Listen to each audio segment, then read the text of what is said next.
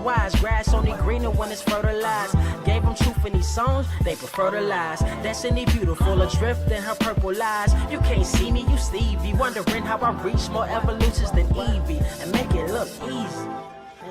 Dream on, yeah. Dream on, dream weaver.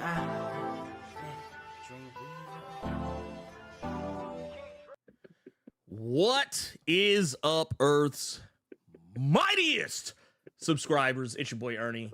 Blerd Without Fear. We got the homie Carter presents. This is the 206th episode of the Blerd Cave, the #1 comic book news stream on this or any other Earth in the multiverse, which you can also find everywhere on YouTube, Google, Apple, Spotify, Amazon Music, Timbuktu, wherever you choose to listen, that is where it will be. And also, if you do listen to us on any of those platforms, make sure you don't forget to leave us a rating. It really helps us find more listeners like yourself. We got us a pretty big show today. We're going to be doing Amazing Amazon. I had Amazon on my mind, apparently. We're going to have Amazing Spider-Man number 26 leaks. We're going to be talking about the Guardians of the Galaxy Volume 3 detail you likely missed. And we are going to be talking about Hellboy. Carter, what's going on with you, pimp? I feel like you have to put a little asterisk when you say this is the #1 comic book stream. You have to put like a little asterisk until the Blerd Without Fear wants to get on his political soapbox. Like there just has to be like somewhere like in small writing, just like right under #1 comic book news stream, right there. Until Blerd Without Fear gets on his political soapbox. I mean, everyone else does. Everyone else does. Why am I not allowed to? The difference is when I get on mine, I'm not saying any like crazy alt-right shit. So real quick, nobody except me saying Big Blerd, Big Carter. Don't fat shame us. We're not fat. Yeah, I'm about to say we're not fat. I don't. We've just been through some things. We ain't fat. Fuck out of here. This man. I'm sitting here right now, just like, damn, man. Yeah, you had to fix. You fixed that shirt a little bit. It wasn't nothing like, wrong with it. You just had to fix it though. I was like, oh shit, damn. I was like, nah, get out. Hey, it's thick boy summer out here, man. Leave me alone. Hey man, you know what? You're chuff. That's what. Yeah, there you go. Chubby and buff. And for brothers like you, this is cuddle season. Yeah, exactly. Damn right. Yeah, y'all better put some respect. Y'all put some respect on this. It's difficult work. So real quick, let's oh my god, we got Gokhan, Shuri's baby's father, out here. Out here with the $2 super chat. I'm gonna let you read the super chat, but like Jerome just saying, no, y'all ain't big, y'all just healthy. That is healthy. So foul because everybody in that room knows what you're really trying to say. Right? That's how fights break out. Look, that motherfucker said healthy. Remember when folks you say I'm not fat, I'm pleasantly plump. No, but healthy? Oh yeah, healthy. We know what healthy means. When your motherfucker tells you that you're healthy, you don't want to be in good health when they say it. Like that's disrespectful to me. Look. I'm having a heart problem. No, I don't want to be healthy the way you calling me healthy. I want to have heart palpitations. Like no. I remember when I was a kid, the first time I heard somebody say that, I was like, huh? And then the guy explained to me, I was like, ooh, yeah, that's the fast way to get your ass.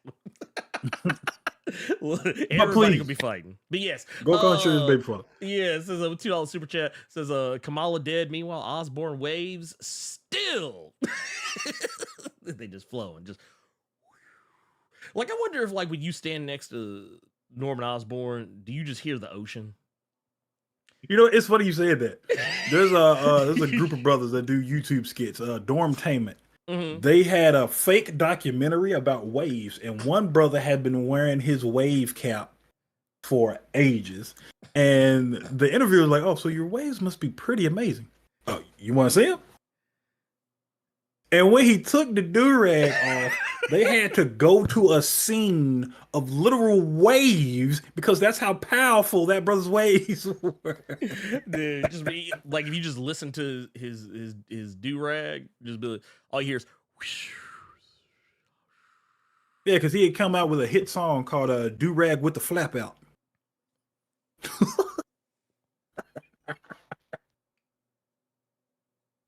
All right, anyway, I'm done. I'm done. I can't. Dominic Coles with $10 says, asking for a shout out and prayers for my baby boy, Makai, aka King Kai, made debut 5/17/23. We're still in the hospital, but hopefully he'll be all right. Hey, congratulate, man. You know what? Hold on. We dropping the bomb. You got to drop one of Clues bombs for King Kai. I feel that. Congratulations on you for playing the no pullout game, and it was successful. Congratulations on that little one, man. Yes. There's no doubt in my mind that there's going to be a speedy recovery. But you got to remember, when you play the no pullout game, that's something you can only play a few times. So just let it be it. Let it be it. Look, all jokes aside, no, seriously. I'm wishing nothing but the best health for you and your family. Newest addition to your family. And yeah, dude, just big ups, man. It's a beautiful thing. It's a beautiful thing. I'm gonna tell myself a little bit. I'm gonna tell myself a little bit. I was never terribly fond of the idea of myself having children. Like everybody else having children, great. Me, no. Yeah. It wasn't until it wasn't until literally the day my daughter was born, I was like, this is what everyone feels. It's like, I get it now. It's like, I understand. I now understand the way. I can kill it. I could kill the vibe so bad, but I'm not gonna do it. I'll tell you off stream. But again, Dominic Coles, congratulations on your boy Makai. Hopefully you didn't name him after Makai Pfeiffer. That's nasty. But yes, hey, Makai, congratulations, my brother. Look, Makai out here still getting work every now and again. No, he's not. You just confusing him with Omar Epps, you racist human being. Like, no. Actually, no. Anybody seen Makai Pfeiffer since ER? You know how bad that is? And that ER wasn't even his show. It wasn't even his show. He came toward the fucking end of ER. Ain't nobody seen Makai Pfeiffer since O. Remember O? Ooh, like the urban Othello. I'm sorry. I just had to. I had to. No, we got Go Custer's baby's father said, nah, you big Carter. We see them love handles. You got me fucked up. I made it a point. You know what? Fuck it. We're gonna do this. So I had a medical situation, not the one you thinking about, Ernie, but I had a medical situation where go to the hospital, I get on the scale. This was a little bit after COVID, right? Mm-hmm. I step on the scale. Scale said 285. I almost hit that lady in the face for making me step on the scale. I made it a point to get all of that shit gotten rid of. All that COVID weight got to go. I mean, so don't put that evil on me. No. So no, we ain't going back to that. I made it a point to not be built like one of these big aunties from back home. I'm like, no. Oh, no. Yeah, I was built like that one auntie with the mustache and I always got a kiss you on the cheek. Ooh. You know that one? Nah, I say, yeah, we got to cut that out. We got to cut that out. I almost banned him for trying to put that evil juju back on me, boy. We also got Dex out here says throw the whole Amazing Spider-Man runaway ASAP. I mean, oh god. Yeah, that's all I got. Anyway, I will say that thank you for that sub. We got the homie out here for 1 month. We also got Roy Bott out here with the 19 months in the diamond mine. We also what a player. We got Dex here in the gold mine. It says y'all see that MK1 MK tag tournament trailer. Is it what's your thoughts? I mean, yeah. What you my thoughts are I already played it and I told Ernie about it last year.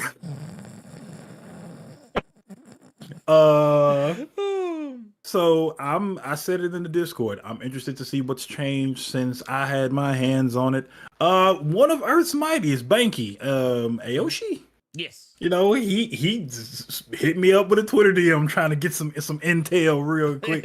So with me, the one thing I am able to take credit for is I was one of the people that selected the trailer that apparently a lot of y'all asses liked. So you're welcome. But yeah, man, I'm interested in it. I'm more focused on Street Fighter 6 right now. But yeah, it's Mortal Kombat. Who's not playing Mortal Kombat? No, 100%. I mean, I think it looks fantastic. Yeah. It's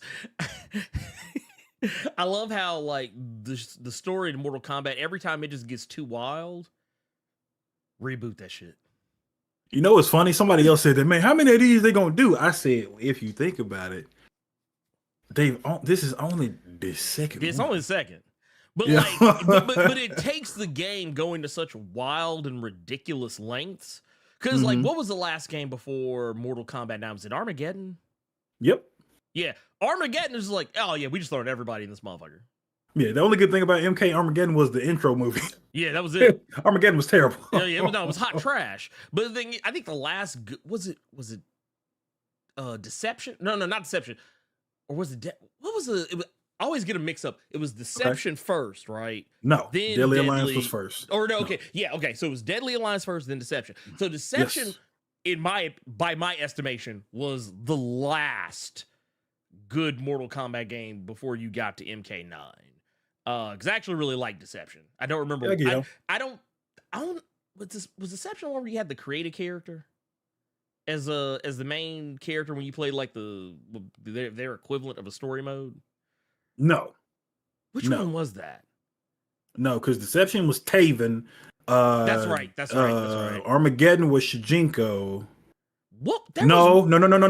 I got it wrong. Shujinko was Deception. Taven was... Yeah. That's what I'm thinking about. I'm thinking about Shujinko. So yeah. Yeah. That one was... Yeah, yeah, he was a creative motherfucker that had some of everybody's fucking moves. The old dude. Yeah. That's what I'm thinking about. But no, that was like the last one I had fun with. And then like MK9 came out and I was real skeptical. And that game turned out to be really good. Because it was like, oh, we're rebooting it, but we're kind of using like a time travel mechanic to do it. And it's like, dude, after you fight a Time Lord... Yeah, I like 9. 9 was straight because 9 was that new phrase everybody's saying. It was a requel. Yeah, it was a requel. Yeah, requel. Yep. Which, I mean, you know what? I didn't care for, like, 10 was okay. I wasn't just super high on 10. I liked 11 a lot. I thought 11 was a great course correction, in my opinion, because I felt like 10 went smooth off the rails. Then again, I'm a huge Melina fan, so there you have it. That might actually have colored a lot of my opinion about that game. But yeah, once you get into like 11 and then the DLC for 11, yeah, there's no coming back from that. You got to reboot it. You got to reboot it. You can't just be like, oh yeah, here's 12. What you mean 12? But no, I liked it a lot. I guess long story short. We got one here from let's see here. We got Gilla Durant says with the 33 months in the gold mine, says as a kid hearing Big Man was up, I thought then yes, I'm growing up. I got mad as an adult when I thought back at all that what's up Big Man crap. Oh yeah, it's called you. Oh, look at him. That boy fat as hell. That's what they were really trying to say. Yeah, I'm like, that's what they were really saying to you. Yeah, anytime I like big, I'm like, what you mean, big? What a big man? I said, yeah, I'm finna backhand you. Unless you Big E. No. And even then, I'd still be kind of subconscious. I'd be like, dude, I'm gonna tell you when everything came to a head. After COVID and I went to the whole doctor stuff, I went up some stairs. Nothing hard about going up the fucking stairs. No. But when you go up the stairs and your body don't feel right and you doing that finish him shit, you just doing that then your chest beating fast out of nowhere, you short. All I did was go up the stairs. You finna, yeah, that'll make you reassess some things. Oh yeah, no, That'll make you reassess some things. dude, taking the trash can down to the street fucked me up one day. I was like, now to be fair, you've seen my driveway. You've seen my driveway. Yeah. Like, it's a steep hill. So yeah, I was taking the trash can down the street and then walking back up that shit. I was like, True story. Pulling up in this motherfucker's driveway in a Mini Cooper. I've never driven a Mini Cooper before.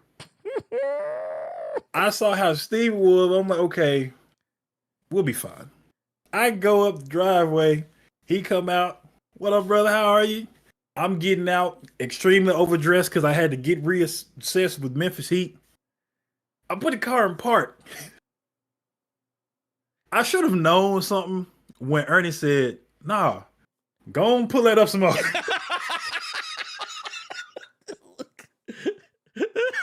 that motherfucker in park and go to open the door, and I just felt like I was just doing like, whoa. Oh, so we just gonna keep rolling back up the driveway I just drove up. mm-hmm. He said, okay, I should have listened. I should have listened to that man. He said, no, come on. Nah, but like, either that or you better have that e-brake on. Oh man! In my defense, again, I'd never driven a Mini Cooper before. I will never drive a Mini Cooper ever again, just because I'm too goddamn tall. And that was Mini that was Coopers a for little challenge, people. boy. Mini Coopers are for like children. They're all over the fucking place here. So I said, it must be it. something good with them. Nope. Nah, that's called that's called Cali. That's called Cali. Yeah. We got Scott Fitzgerald with the $5 says, I want Joe Clark from Lean On Me, Morgan Freeman's DLC game. Oh, man. Look, let me tell you something. Because they are putting celebrities in the, because I think there was a leak. I don't know how real it is, but I know two of the characters are Omni-Man and Homelander. And that apparently one of them is Jean-Claude Van Damme as well. I don't know how true these are. Fire. Look, just Jean-Claude Van Damme as himself, not as any particular character, just himself. Here's what's funny lit. with you making that comment. There's a movie that came out like maybe 2013, 14 maybe, called JCVD. Mm-hmm. It was literally about Jean-Claude Van Damme as himself. But it was an action movie where it was like a bank robbery or something. He was actually spraying on people. Oh yeah. Oh no, it was like that was the movie that reminded folks. Oh wait, he is cold. Yeah, like for real. Like he is cold for real. But no, that's the first time I heard about the Homelander. I didn't hear about Jean-Claude Van Damme and Omni-Man though. Yeah. The Jean-Claude Van Damme was kind of rage-inducing just because Rambo was in 12. Right. So we could have gotten the Expendables 2 fight we really deserved instead of the trash we got in that movie. Because I will always say, when Jean-Claude Van Damme and Sylvester Stallone finally fought in the Expendables 2, that was hot garbage. That was trash. No, the way y'all get mad at me for clowning this Amazing Spider-Man, I will do that about that scene every day. That shit was trash. Look, so speaking of, let's bring it back to our let's bring it back here because we got our topic that we're gonna be talking about. So Carter, yeah, the news broke. What was it? On Tuesday. Broke on Tuesday, 16th, May 16th in 2023, the year of our Lord of the Rings. And a lot of people, rightfully so, were taken aback. Now, what they are taken aback by is the reveal of this. Now, technically, it's Amazing Spider-Man number 26, but this was revealed shortly thereafter. So, what's basically happening here? Amazing Spider-Man number 26. It was basically supposed to be all about some culmination, some major story arc. It was something that was actually teased months ago. It was something. It was like it was called Fallen Friend, but it was very heavily implied it was going to be Spider-Man centric, and it had the entire Marvel Comics fandom talking. Okay, well, fallen friend, that means someone's gonna get dropped off. And everybody was like, who's it gonna be? Now, the big consensus is that it was gonna be MJ. Everyone was like, oh, it's gonna be MJ. MJ's gonna be the one they're gonna kill off because they're already moving Peter Parker on to by my estimation, bigger and better things in terms of Black Cat. I'll take that relationship over MJ any day of the week. I'm not one of those guys that's like, keep MJ and Peter together forever. No, let that dude be great. Let him go be with Black Cat because he'll be better for it. Well, Marvel said it don't matter what you want. It's Peter and MJ for life. Shit. Up until a few months, and then we're gonna split them up again. Well, the funny thing about that was it's the same dude, the same dude that put them back together for the most, or we're about to have them move in together, broke them up. That's what you're supposed to do. They're never supposed. Yeah, they ain't supposed to be together. But no, I don't care about that. I'm not one of those people. I don't give a shit about that. Yeah. But Amazing Spider-Man number 26, the leak, and I'm gonna show you what was actually leaked. No one really knows what's said in these scenes because they're blurry as hell. And actually, the picture itself is fuzzy. Someone took this on a BlackBerry. Someone took this image on a BlackBerry. I'm gonna just go ahead and tell y'all that right now. This was that art. I swear to God. That's John Romita Jr. And I know so many people love that man. I can name one or two things, but look, she looked half asleep in that middle panel at the bottom. No, you know, you just nudged her like she was snoring too loud. That's what she looked like right there. Well, no, okay, so I'm gonna tell you what it looks like to me. You remember Dark Knight Rises? Yeah. You remember when Talia al Ghul died? That's what this scene like. Y'all like here. I'm gonna give myself the main camera. But Kamala don't have her neck cocked to the side uncomfortably though. Yeah, no, dude, that middle image she do should. But no, like y'all remember what was it? Dark Knight Rises where old girl died. She just was like, ugh. like that. That's what that looks like to me. That's what that looks like to me. But no, I look, man, I'm gonna be real here. Mm-hmm. Since I don't know what's being said, because the person who leaked the issue, they blurred out what was said intentionally. On top of taking, honestly, they probably didn't have to blur it out because the picture is such terrible quality. But no, we gonna censor that leak a little bit. A little bit. I was like, man, get the fuck out of my face with that shit. Look, just go. If you're gonna leak it, leak the shit. And also, dude, wait a minute. Who out here got a camera still taking pictures this fucking fuzzy? Like, you need your ad. Like, did you take it without the light on? Did you forget to turn the flash on or some shit? God damn. But no, we see in this, it's supposed to be the death of Kamala Khan. That's supposed to be the big fallen friend reveal. Now, here's the thing I want to bring up because, Entertainment, I believe, was it Entertainment Weekly? Yeah, Entertainment Weekly.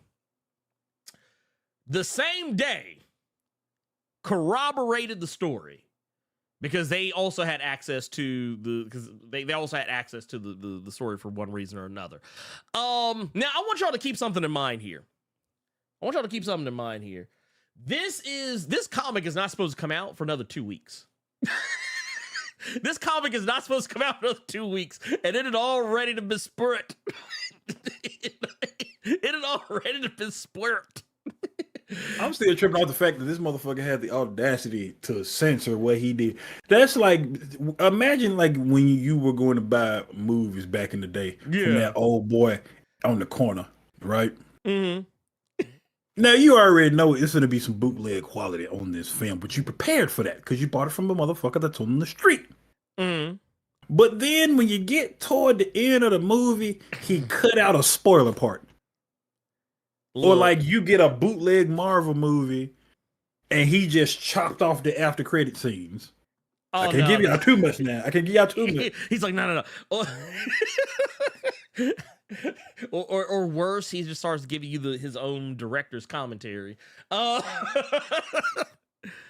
no, I don't know. I don't know about this. It's silly. It's very silly. This is very silly. Coming from Multiverse of Madness, y'all know I take better pictures than yeah, I was about to say yes. Yes. That's like that picture. It's like that one image. Have you ever tried to Google image search Immortus? No. Like from the MCU? It's No. everybody's using the same bootleg image. Everybody's using the same bootleg image. There's like somebody took a picture of it in the theater, low quality, fuzzy as hell. Everybody uses it. Heck, let me see here. I actually think I have it here. Here, I'm pulling this up like right now. But yeah, everybody who has like whenever they're talking about Quantum Mania to any degree and start talking about the Kang, the Council case, this is the image they always pull up. It's this one right here. That's fuzzy as hell. You can tell this was taken. They didn't have look. They just took this shit in the dark, camera just on the lowest settings humanly possible. It's just like, bro, this looks like this is the epitome of bootleg. But yeah. But that said, here's the deal. The internet, as you would imagine, blew up when this got leaked. Yep. Blew up. Just absolutely positively blew up. Which is so strange, but please continue. Oh yeah, it's weird to me. I don't get it. But so okay. The whole thing with Fallen Friend, and I guess you could also bring up the follow-up to the death of Kamala Khan, because they are doing this is the actual Fallen Friend, the Death of Miss Marvel issue. This is basically going to be an anthology because it's going to be G. Willow Wilson, the woman who co-created. Well, at least it has a good writer on it. Yeah, it's gonna have is G. Willow Wilson, who co-created Ms. Marvel with Sana Amanat, and was it Artyom Antom? I can't remember the original artist's name, so forgive me. But Saladin Ahmed, who did a really good job on Ms. Marvel when he took over, and Mark Waid. So it's 3 writers right there. Oh, wow, y'all not just gonna write us off. We finna put some top tiers on this. Yeah, okay, yeah, they put A Squad. I'm gonna do it regardless. But hey, yeah, it's like, hey, nice. we put A Squad on it. We're gonna put A Squad on it.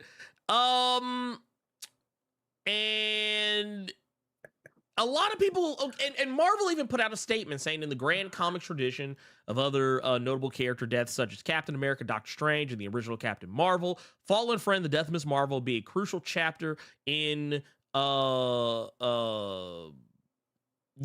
Marvel mythos that serve as both a farewell for Miss Marvel and a glimpse of her death's impact on all the Marvel universe. And people... And I'm not gonna lie, there are some people who I kind of understood some of the criticism that was levied at this reveal. I understand a little bit of it. So the biggest issue I think you're gonna run into with this is that a lot of people are upset that it's like, hey, we're killing off a character of color. Like, and not just a character of color, we're killing off a character who is the one Muslim superhero of prominence in Marvel, and I would dare say the one Muslim superhero of prominence, period, in comics as a whole. And not only are we doing that, we're going to do it during AAPI Heritage, or or I guess if you don't know what that means, that's Asian American Pacific Islander Heritage Month, which kind of encompasses a pretty big spectrum of people. And we're also going to do it in a book that is not even Miss Marvel's own comic. Like, we're doing it in Amazing Spider-Man. We're killing off. That part is what's really dumb to me. Yeah. Like, you think about, like, okay, you remember, Carter, during Jason Aaron run, Death of the Mighty Thor. Mm-hmm.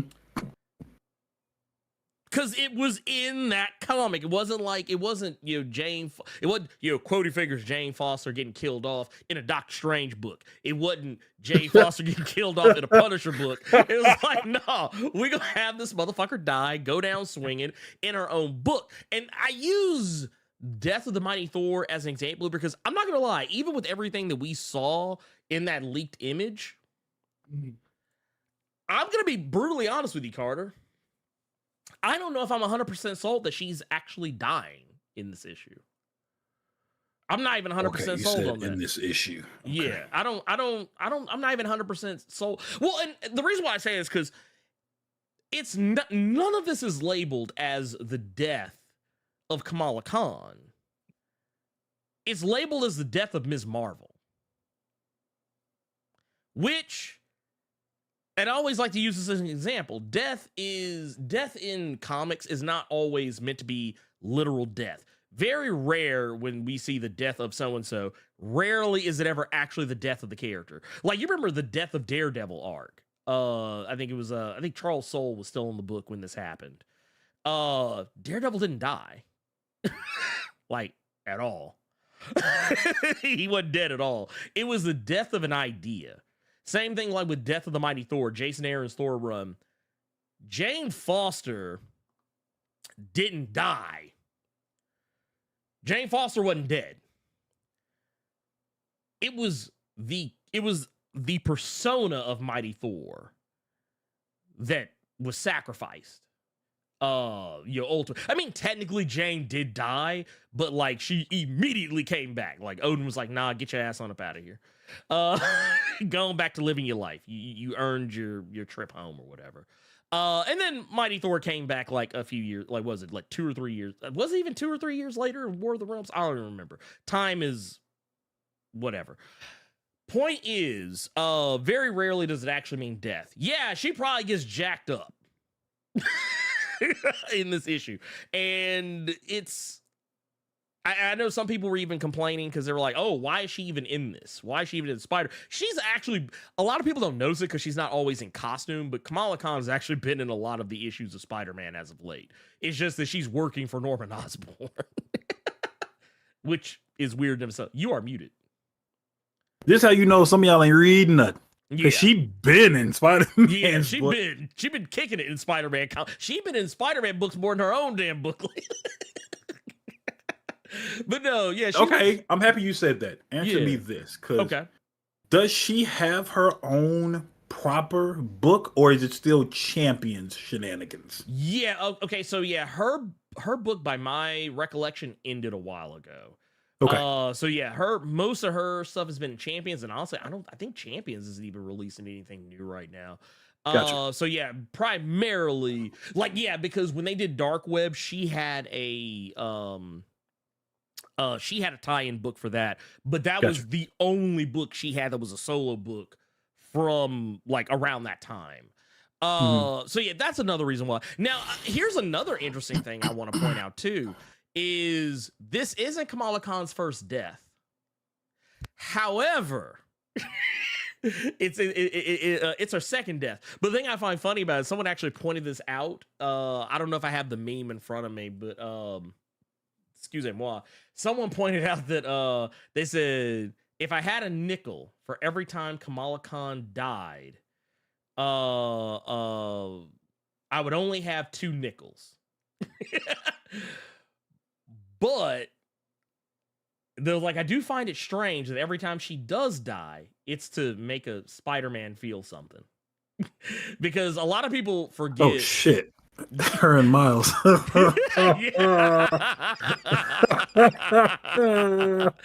remember that shit?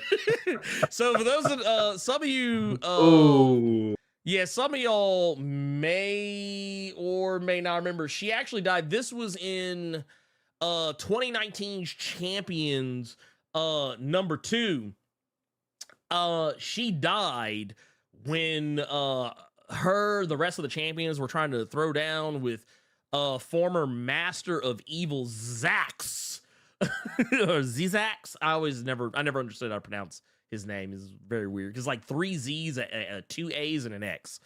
It's a very strange name. Anyway, Kamala Khan died in that issue. Now the difference here is that when she dies, yeah, Miles cuts a deal with Mephisto. But you spiders don't learn, boy. I swear to God. Oh yeah. Well, but here's the thing, though. This was what was so weird about it. What was so weird about it was Mephisto didn't even ask for anything. That was what was so crazy about it. For those, I might do a video talking about this around, in lead up to Amazing Spider-Man number 26, because I thought it was very fascinating. Because I remember the story, but when all this was going on, it made me go back and reread because it's only like 4 issues of Champions. Okay. But yeah, the whole deal was that Miles and Braun, otherwise Breaker? no, Amadeus Cho. No, Braun Breaker wasn't doing nothing around this time. he was still in developmental. Wait. He went from the totally awesome Hulk, or just Hulk, to Breaker? No, Braun. Oh, Braun. Yeah, to Braun. Yeah, I get it because it's a play because he's actually he's fucking actually genius. Yeah, he's brains and brawn. Which that's whatever. This is why legacy superheroes rarely change their names, because it's like just let them be who they are. Like they'll change the name to appease somebody, and then it'll end up being an ultimate mistake. But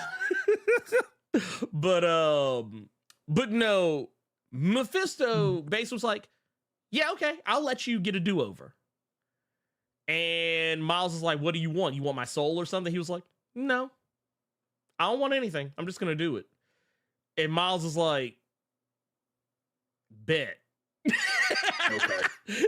But the thing is, it was a trade because the reason Mephisto did it was because he wanted to corrupt Miles. And not, I don't mean corrupted by making him evil. He wanted to break some of the hope that Miles represented, because they killed off another character in place of Ms. Marvel. So there was a whole, like, it actually messed with Miles to the point it forced him to leave the Champions. Like, this was supposed to be something that kind of hung around his head for a while, because he brought Ms. Marvel back, but at the same time, it also led to the death of someone else he knew. So It was like supposed to mess, and then like he ended up telling her the truth about what happened, and like how all the Champions died trying to fight like what was essentially a C-tier Masters of Evil villain. And and basically, yeah, it was crazy. But damn, that actually reminded me of Superman, believe it or not. Oh, for real? More specifically, Smallville. Okay, yeah, okay, I see where you're Because going. there was an episode of Smallville where Lana died, and Clark went through shenanigans and went back and saved her before that happened, and everybody thought it was double rainbows and unicorns. Dad gets the heart attack, and that's how his dad dies. There's always, remember, I always say this: time always wants to happen. You change time all you want, it's still gonna take something. Like you may say, like it's kind of like Flashpoint. We think about Flashpoint. What does Barry do? He goes back in time, saves his mom. Now, granted, it doesn't result in like a direct singular person die, but it just jacks up a whole timeline. Thinking about Flashpoint, you realize how ridiculous that entire thing was. Oh yeah, no, Flashpoint was just off the wall. I'm gonna go save my mama, which is gonna stop an alien from landing in Kansas. It's gonna cause a kid getting black. Like when you really just think about Flashpoint, that shit is stupid. Wait, Jeff Johns was stupid. Look, Wonder Woman turned into a whole evil villain. look, who caused an entire war over some Aqua D. Over some Aqua D. Because this white boy over here felt like saving his mama real quick. It makes a lick of sense. Look, it starts making you go back and be like, man, maybe he wasn't the goat that we thought he was. It's like, no, I'm not gonna take the way because like his Green Lantern is off the charts. So absolutely. Yeah, but Flashpoint was fucking stupid. When you think about it, and start trying to. Like when you break out the cork board and all like the red string and start you like, God, this is dumb and a motherfucker. This is dumb and a son bitch. Ain't this stupid? Ain't this some stupid shit? Yeah. So no, a lot of people pointed out, they were like, because some people also incorrectly pointed out that her previous death was in a Spider-Man book. It's like, no, that's how I can tell y'all don't read. It was in Champion's book. But no, all of this was in aid of saying. All of this was in aid of saying, I'm just going to wait and see what happens. Like, I have been surreptitiously reading Amazing Spider-Man. Words. Hey, I got to use them or you lose them. I've been surreptitiously reading Spider-Man by Zeb Wells. And, it's one of those things where once again, I do this with everything. I'm like, hey, I'm going to give you time to cook. I'm going to let you see where you're going. I'll be brutally honest and say, I feel like his Spider-Man would be probably better received if he didn't tell the story so out of order. Because it's like it's like we start 6 months before the present day, and then we jump forward ahead in time, and it's like, how about you just tell it's like the Rick and Morty thing, like where Morty's like, I think our story should start where they begin. When people are like, flashback to 8 months ago. And it's like, okay. And then it's like the story starts here and it's like, oh no, let's go back. It's like, no, just tell the fucking story. And I think it's kind of like the same way I feel about a lot of things. If people just like told their stories in order, sometimes it would make it less convoluted. It's like the reason why I always explained to my wife, Cynthia, why she didn't like The Witcher. Because The Witcher was really bad. I'm talking about the Netflix series. She didn't like the first season of it because she couldn't keep up with it. And I understood why. I would agree with that. Yep. Because the story's all over the place. It's constantly jumping back and forth between the past, the present, and potentially the future. And the show doesn't really do a good job of telling you even when anything's happening. You just kind of have to be paying attention.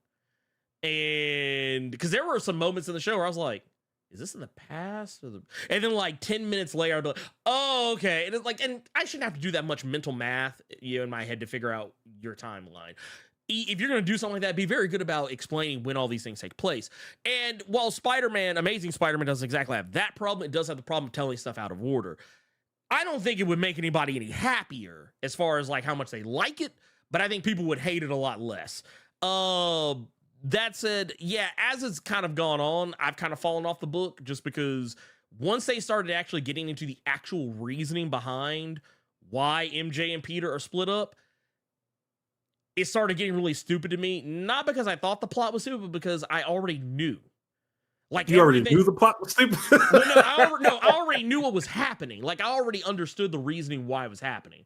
Like, why does she suddenly have two kids that are, like, way older than they should be for her and Peter only to have been broken up for so long, and these are supposed to be her, quotey fingers, kids? I was like, yeah, there's no way. These kids are definitely something that she just kind of adopted as a result of something that happened between her and Peter Parker. That was how I understood it. Why are you looking at me like that? No, because I've been reading it just so I'm not just saying I don't like something because it's a thing. I've been reading it, and I think they're hers. Well, so basically what it is, so time flows differently. Yeah. So they were there for a while. He was gone. Yeah, he thought he was gone for a little bit. I think it was like 4 years. Yeah, it was 4 years. He was actually gone. But like basically all of that happening, like all that time, like it was like there's no way these kids just popped up. Like these aren't kids that she just picked up off the streets. I mean, in 4 years, she could have been like Dominic Coles playing in no pullout game. I mean, or maybe we could say Paul's out here trying to be the new You Nick are Cannon. the first person in all of comic YouTube that remembers that brother's name. I couldn't tell you. I have watched from a fucking Comics Explained, from a Comic Pop, from a Comics, from you are the first. That's just that dude that Mary Jane with. I ain't never heard one of y'all say Paul, bruh. I mean, well, no, it's so.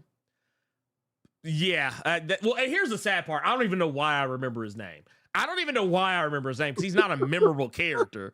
He's not like Paul's not somebody that I'm just like, oh man, I can't wait to see what Paul's doing in Amazing Spider-Man. No. I was just put on game by the chat. The kids are someone that her and Paul found in that fucked up. Yeah, teacher. they found. Yeah, that's what I'm saying. That's Gotcha. Like she's because the reason why I said that was because there's a part where Paul is kind of against the idea of even keeping the kids. Mm-hmm.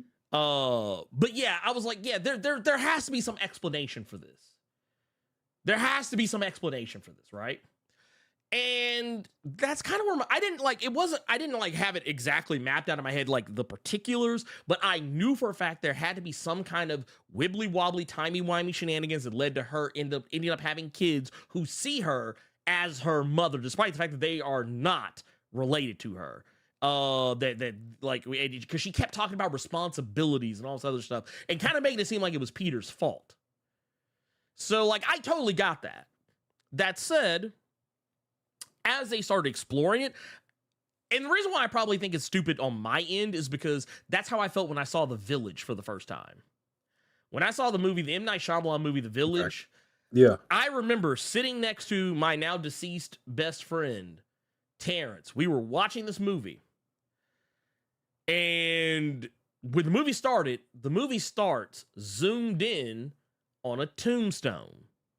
And it's very specific about letting you know, like letting you see the years that are on the tombstone. Mm-hmm. Letting you know when the movie takes place. And I leaned over to my buddy Terrence and I was like, and mind you, I went to this movie cold. I didn't even see but one trailer for it. It was like the teaser, so it didn't even show anything. I literally leaned over to my buddy Terrence and I said, wouldn't it be funny if this movie didn't take place in the time period they say it does? Like the time period that it's claiming that it does.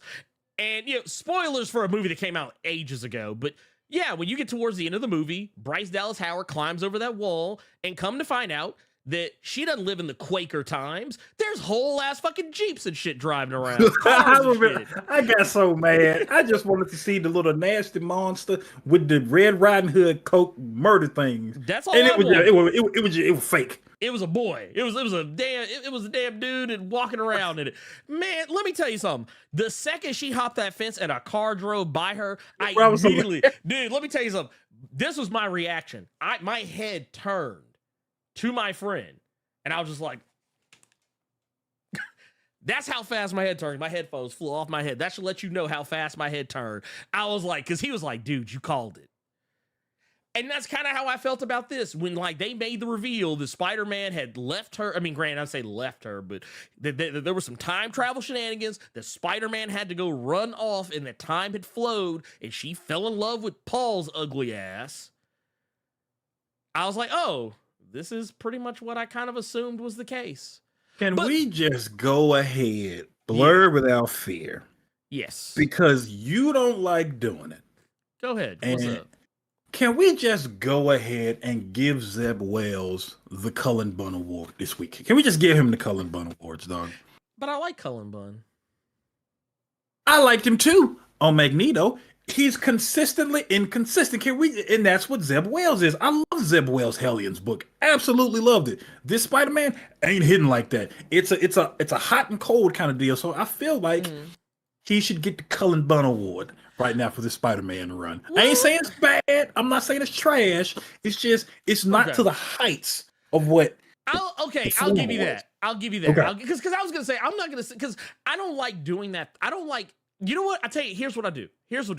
I won't give him the Cullen Bunn Award. I'm gonna give him the Brian Michael Bendis Award because I'm gonna give him more respect than that because I'm not gonna sit here and pretend that he didn't write other good stuff. Because that's what people do with Brian Michael Bendis. Everybody's like, oh, Brian Michael Bendis wrote it, it's trash. It's like, nah, you're don't a sit here. Fucking dummy, you say shit Yeah, like I'm like this. Look, don't sit up here and act like Brian Michael Bendis hadn't given you some of the most lit years of comics that you didn't ever seen, and don't be getting mad all of a sudden because he wrote like 1 or 2 bad books and his Superman wasn't just hitting like that. Well, I'm not gonna sit here and pretend the whole back catalog was trash. I'm not gonna do that. But I mean, I have liked a lot of Zeb Wells' other stuff. And so I'm not gonna sit here and be like, nah, dude. I mean, yeah, we could probably call it the Cullen Bunn Award. I don't want to. So the only reason I called it the Cullen Bunn Award was because Magneto really, really good. Yeah. The next book he did, like Lobo and stuff, wasn't as good. Hellions, really, really good. Spider-Man, it ain't like it was over here at this point. So that's why I said Cullen. Okay, Bunn. I'll give you that. I'll give you that. I'll give you that. I thought you was nervous. I was gonna say we need to go ahead and bring out the Clippers. No, we ain't got to go that far. We ain't got to go that far for Zeb Wells. He ain't went and deemed that down bad. We got to pull out the Hitch Clippers. No. No. Look, Cullen Bunn Award. Yeah. Okay, I'll concede. I'll concede to the Cullen Bunn Award. Okay, but here's the thing I do want to point out here. And I want to make sure I'm clear and very, very clear when I say this. Please, people, you can hate a comic, and I don't expect that type of behavior in this community because I feel like we're all pretty level-headed folks here. Earth's Mighty subscribers. However, I now see why Marvel was warning Zeb Wells not to go do any con appearances because he has been getting death threats. He actually has been getting death threats over this. I bet Dan Slott told him that. Oh yeah, Dan Slott was like, man, look, don't do it, man. It ain't worth it. But no, I just please don't use this as an excuse to, because I've seen people get really hyperbolic, not even just with death threats, but I've even seen people go as far as, oh, Zeb Wells is racist. Like people can go and say, oh, he's racist or he's sexist or he's misogynist because he's killing off Ms. Marvel. Y'all, we need to calm down. That's not, okay, so, and this is something that is a unique problem, and yeah, Carter's going to say this is where the asterisk comes in. for the number one comic book news stream. But no, it's a unique problem that people who consider themselves on the left or more forward-thinking people, regardless of your political affiliation, it's a unique problem that people like that have where they like to morality police people or shame people or just go for the nuclear option whenever somebody does something that they don't like. And what I mean by that is like, oh, well, someone did this. Oh, they're racist. Like I say it sometimes just to be as a joke.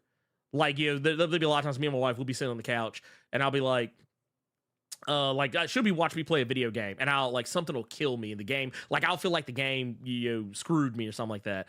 And, her and I both use this joke a lot. We'll be like, oh, game's racist. That's all.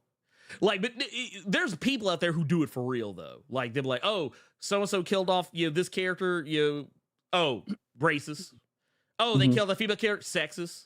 Oh, they killed off the LGBTQ. Oh, they're homophobic or transphobic. It's like sometimes, and now I will say, the reason that the sacrificial Negro trope exists, or the sacrificial gay, or the sacrificial woman, so on and so forth, fill in the blank, marginalized community trope, it is real. It does happen. But sometimes there's no actual malice behind it. Like, there's a lot of times there's no actual malice behind it. Yes. Because I just want to get this out. With people bringing up race and sending death threats, and this is the first with the AAPI and what have you.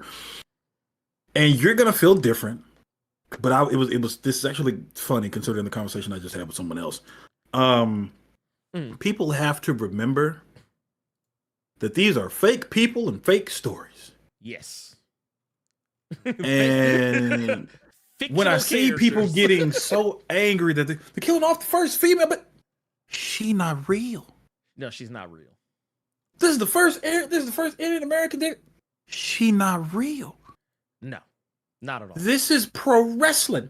These are fake people and fake stories. So all of you people, when you get so outraged, and I would say this.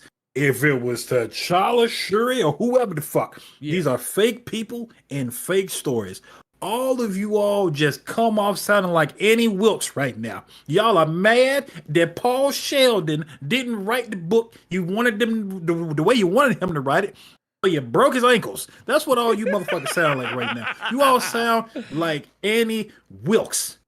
Yeah, not everything Why is an would attack. At all. Can you say that this is going to be a bad story? I doubt it, just because of the caliber of writers that are on it. Do you think that it's kind of stupid that they're doing it? Sure. Oh yeah, but 100%. To bring this is to bring in the gender of a fake character, the race of a fake character, and then have the nerve to threaten and do all this other shit about a motherfucker that's just an idea on paper. Watch this. Now, you all that are listening to this on Spotify, Apple Music, and all that, y'all don't see what I'm doing, but I'm writing the word blurred on a piece of paper, right? Mm-hmm. You see it? You can barely see it because it's camera shot, right? Watch this. Okay, you see, I just wrote blurred on that paper. Now, this blurred is dead. I just killed off one of the main comic podcaster content creators on YouTube. Baron, you are a hard R. You're a horrible human being. He is one of the first bald ones that has reached. This is just some words on some fucking paper. Yeah, it ain't nothing. It ain't nothing. That's all this is. Calm the fuck down. And this just goes back to why I don't like saying I am a comic fan. Because when you say you're a comic fan, that's a loaded you thing. Get bunched in with a lot of Annie Wilkes. Yeah. It's not that crucial. Quit it. I mean, here's the thing. I can't be too upset about this. I really can't. And this is coming from a guy who's a huge fan of Ms. Marvel. I'm a huge fan of Ms. Marvel. And I know what's going to happen. She's not going to stay dead. It's not like people acted like they're going to kill her off and she's going to be dead for like ever. She ain't Uncle Ben. They ain't going to do her like Uncle Ben. Hell, they even brought Gwen Stacy back. It took her a while, but I mean, here's the thing. For me personally, I know what this is. You know what this is, Carter? This is a ploy to drive sales. Because I'm going to point y'all to something. I don't know if y'all remember this. Death of Superman. Mm-hmm. Do y'all, you know what no one ever talks about with Death of Superman? Yeah. What was going on before Death of Superman? Mm-hmm. Mm-hmm. Does anyone remember what was happening in those Superman comics prior to Death of Superman? I do not, sir. I don't either. And I've looked at them recently. You know why? Because they were smooth trash. There's a reason why people only talk about Death of Superman, because it drove sales. People read it. People gave a shit about it because it was crazy. Now, granted, it was because at the time people didn't do stuff like that very often. But the deal is that they're just driving traffic towards Ms. Marvel's name. And also, I'm gonna tell you, I have a theory. I don't think they're killing Kamala Khana. I want to say something to one of our mods. Please. Oh, go ahead. No. Roybot is saying, but what do those words on that paper represent to people in mass when they buy it? It's not the fact that Blerd would have been killed, but they publicize the concept. They institutionalize it. Of course, they're going to publicize that they're killing off a character. Yeah, they're trying to sell books. Yeah, they try to sell books. Yeah, I mean, it's not like it's a real person. Like it ain't like the lack of. I don't like the homogeny and the lack of control that gives to those fans. I mean, well, here's the deal. They are driving traffic towards Ms. Marvel's name because here's the thing: there's no such thing as bad publicity. There really isn't. Yeah, even bad publicity. I mean, technically there is, but there are very few instances where bad publicity is actually bad publicity. But the deal here is, as a result of this, people are talking about Ms. Marvel. Mm-hmm. A lot. Yeah. And you know what they're going to be doing? There are people already trying to get copies of this book, knowing Or what's just going to happen. trades of Yeah. Miss Marvel in general. Yes, it's driving traffic. And when that movie dropped, guess who's making their return? Kamala Khan. But you know Come what I on, think? man. But you know, I was actually talking to somebody about this on Twitter, and I think even in the Discord at one point. Here's what I think is going to happen. Okay. They're going to use this as an opportunity to put Kamala Khan more in line with her MCU counterpart. Well, a lot of people in the chat, and I was going to ask you how you feel about this, but a lot of people in the chat are saying that maybe this will be a way for them to try to make her a mutant, like taking the body to Krakoa, doing basically what they did with Steve Rogers. Yeah. What do you think about that? I mean, I think that's, you know me, I'm an Occam's razor guy. The solution that has the least amount of moving parts is usually the right one. I feel like that one has, you know what? I tell you what, and only because of something I read recently, I could see it happening. Remember when Cyclops was on the Champions? Yes. And how that wasn't actually like present day Cyclops. It was a Cyclops from the past when Yeah, all that shit was going first on. class. Yeah. So when that Cyclops went back, all his memories merged with present day Cyclops. Which is why when, you know, I remember people were blowing me up on Twitter and Discord and there was an issue of the Champions came out, I think within the last year or so, where Cyclops came back, like present day Cyclops was kicking it with the Champions. And he was like, yeah, I'll always be a champion. Like he said, champions are my team. Like he was talking about the champions, like, yeah, like this is my squad. And how much that like he respected Ms. Marvel and all this other stuff. I could easily see them using the excuse, oh, we'll just bring in Cyclops and he'll step in. Like maybe he'll step in. I don't know if that's gonna be the case. I can see that happening, but I'm not gonna put that out there like as like, oh, I hard believe this is what's gonna happen. But I do believe that the next time we see Kamala Khan, she's gonna be more like her MCU counterpart for, you know, in one way or another. That's how I see it. That people will see that she's getting killed off, and these are people that have been reading comics for quite a long time, and they run up a fucking wall because of it. Yeah, dude, that just it's mind-boggling to me that Marvel, because this goes back to a conversation that you and I had when it comes to like horror movies. Yeah, yep. And I fucking hate certain tropes that they still do, and those movies still make boatloads of cash. Marvel can still do something as simple as say, hey, we go kill this person off. Everybody loses it. Even been reading comics 20, 30, 40 years. Yeah. Dude, Superman, I don't think Superman was even dead for a year. Was he? Like, I'm talking about death of Superman. Like, I don't even think he was dead for, like, even a whole year before he was back. And I want to point this out. Death of Doctor Strange, which is the most recent high-profile character death, he came back inside of 6 months. He was back inside of 6 months. So, that's just the thing. You take the character out of rotation, it drives up sales for the... Like, how much you want to bet? All the trades on Amazon are damn near sold out. I would be shocked. Actually, you know what? I'm going to do a thing. I don't normally do this, but I'm going to do it. I'm actually going to go pull up Amazon right now. Okay. And I want to look up Ms. Marvel trade. Let's see here. Let's see what we got here. Let's see here. They ain't sold out, but there are some that say low stock. So, I mean, here's the thing. You gotta... People are... Just calm down. It's going to be okay. It's going to be okay. It is going to be fine. It's going to be fine. I promise you it's going to be fine. Let's take a look at some super chats here. So we got one here from the homie LJ Brown with £5. It says Kamala dead is not going to last like Carter with a full plate. You know what? You out of line. You're not wrong. I wouldn't be surprised if they go the Superior Spider-Man route, which other comics have done before.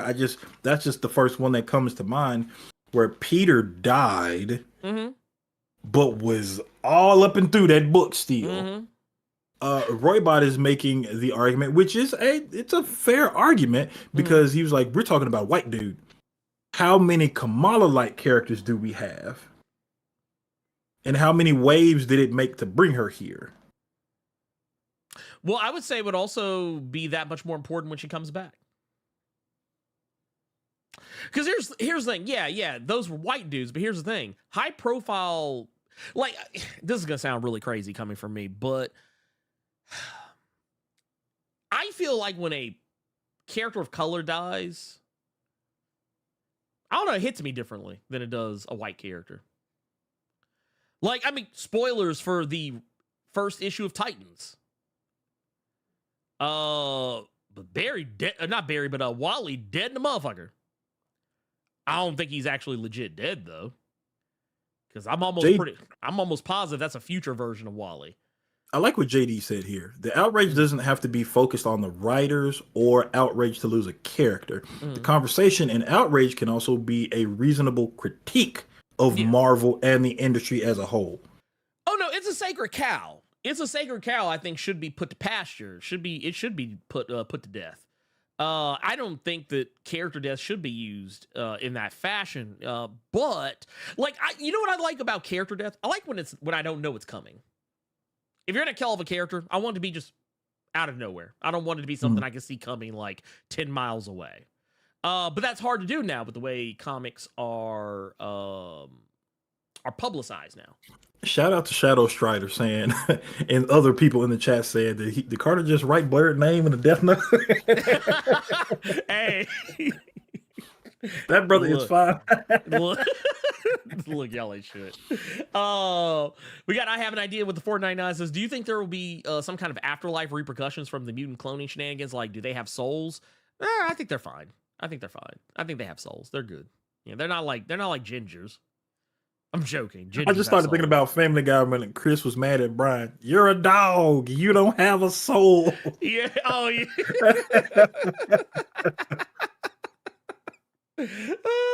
I mean, but it's true though. It's true. We also got X-Ray with the $20 super chat says it's the death of that Inhuman stench on her and the reveal that she's a mutant. And that's also kind of where my head is at. That would be so petty. That would be so petty to kill her off just because Inhuman.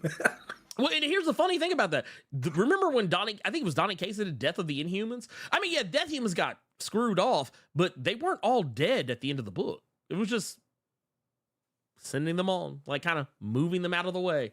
I also would dare say that once again, I'm gonna go back to this every time. It doesn't say the death of Kamala Khan.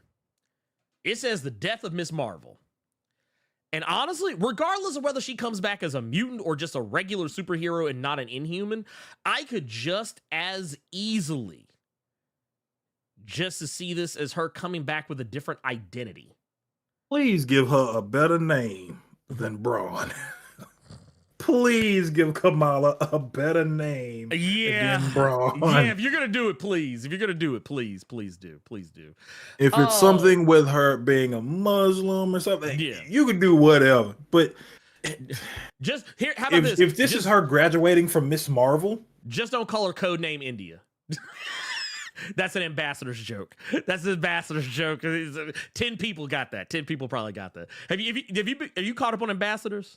I haven't caught up yet. No. Okay. No, I'm laughing about it just because like all the characters. Those are what I'm talking about. It's a comic series by Mark Miller. It's basically the premise is that 6 people in the entire world are going to be selected to be superheroes, and they'll have access to this cloud technology that grants them access to 50 superpowers that they can pick and mix and match at any time.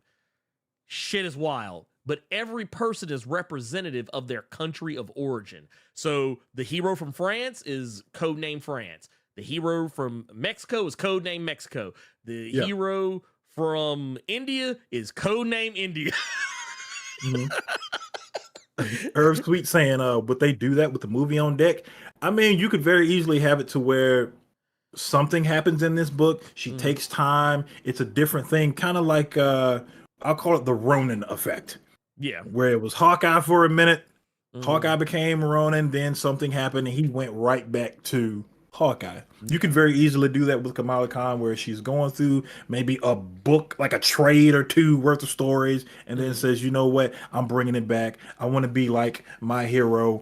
Boom, Miss Marvel. Yeah. Boom. Done. You can do that for a few books leading up until the movie comes out. Yeah, I can see that. We also got Philip Clark with the 36 months says, what's good, fellas? Do you think, also in the gold mine, says, what's good, fellas? Do you think they're killing her because she's the last vestiges of the Inhumans? Which, I mean, honestly, yeah. What's the odds of her being revived as a mutant? I think it's higher than not.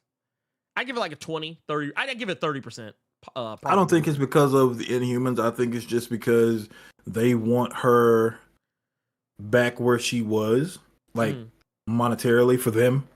I think it's a money game. Let's kill her off. Now you're gonna have people going to pick up the old trades, picking up this book or that book. When that and new when the number movie one comes drops. out, there you go. The number one drops and it's like boom. That's what I think it is. I don't think Inhumans have anything to do with it. Yeah. I do feel like the less she's associated with Inhumans, the less Marvel has to do anything with Inhumans. I will say that. LP3 with the 4 months says, 4 months of the gold mine says, with the way this was hyped up, I thought it would have been a death of more significance, so to speak. Kamala is still fairly new. I mean, yeah, she's fairly. I mean, here's the thing about Kamala Khan. Here's the thing about Kamala Khan. For those, she's 10 years old. Mm-hmm. And I don't mean like in universe. I mean, her first appearance was in 2013. So she ain't as new as a lot of people think she is. Like, I think a lot of people kind of associate her as a new character because, yeah, she's new to us, but it's not like she came out 2 years ago. No, she's been in the game a decade. So, yeah. Respect to Roybot, just real quick, just saying that this is one of those things that we'll have to agree to disagree on because most people won't do what you did, and we can just keep going, and this can still be a very lively Blerd Cave as always. You didn't get mad or huff and puff and shit like that. But you also said that we're never really going to convince you that people free speeching about not seeing folk like them in comics and not buying them it's a problem. We're never going to convince you that people free speeching about stuff like that is going to be a problem. Here's the thing: free speeching ain't the problem. No, what I was talking about are these dorks that are sending death threats and hooping and hollering and just a lot of outrageous shit for someone that's not real. Right. That's what I was talking about, and that's what he agreed with. You can free speech and feel however the fuck you want. That's what we've been doing about this. Yeah, By all means, free speech how you feel about it. Yeah. But once you go into Annie Wilkes territory, then I'm gonna call you out for being a dumbass. Yeah, here's the thing. I don't care what opinion anyone has, because everyone's entitled to one. Unless it's like something just crazy problematic, I'm just like whatever. But yeah, no, that's not that's not the end game here. Yeah. Also, shout out to Mark Helen Sigler, new member in the Silver Mine. We appreciate you, pimp. But yeah, and then also with the $10. But yeah. But what they're saying is, I will not moralize to you, but I will say by my morals, and I have to buy into these concepts until they saturate the market with the same options. Of course, it isn't an attack, but bad look. Here's like it's so for me,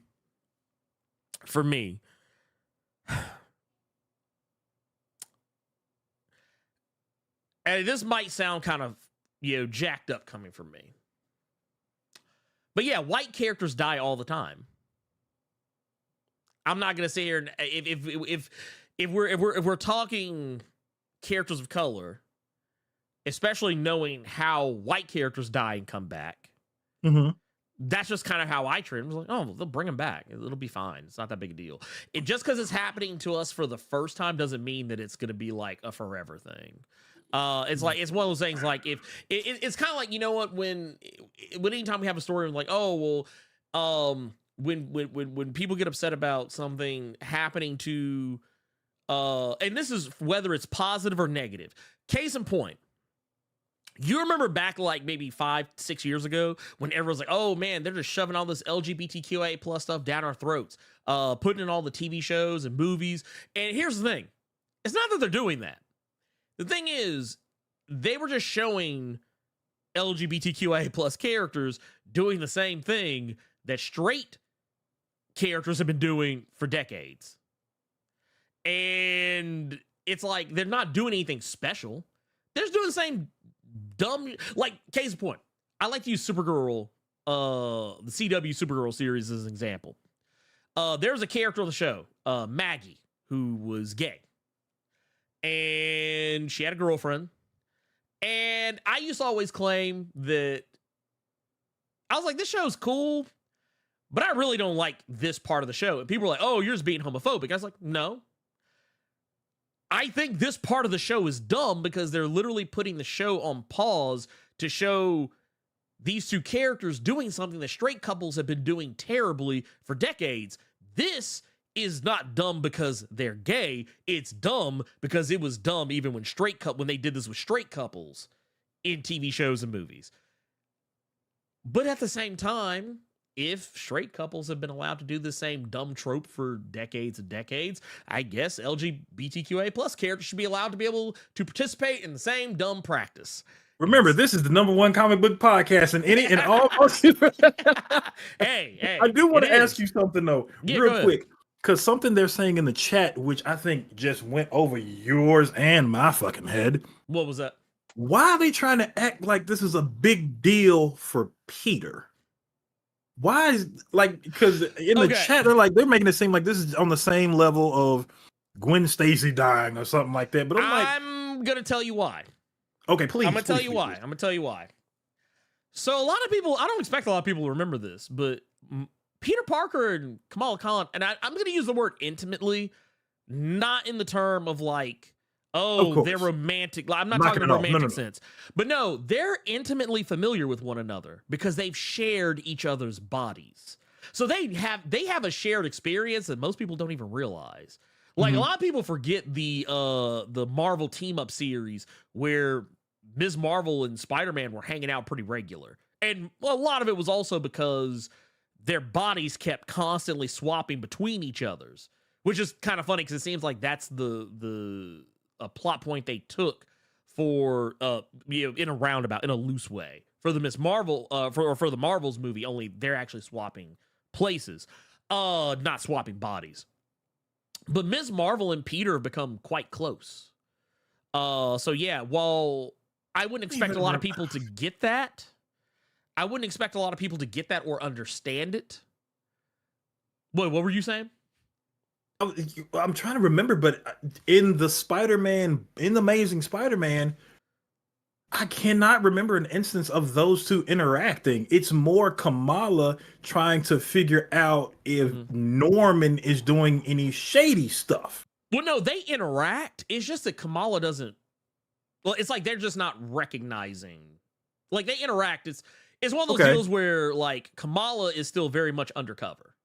Okay, then that's the only thing I'm remembering is she's trying to play shit low key and more focused on Norman. I cannot remember a hey Peter, hey Kamala. Yeah, you're working at Oscorp. Okay, they did have those moments. They did have those because they had I know they had an I don't remember every single interaction, but I know for a fact they had one during Judgment Day.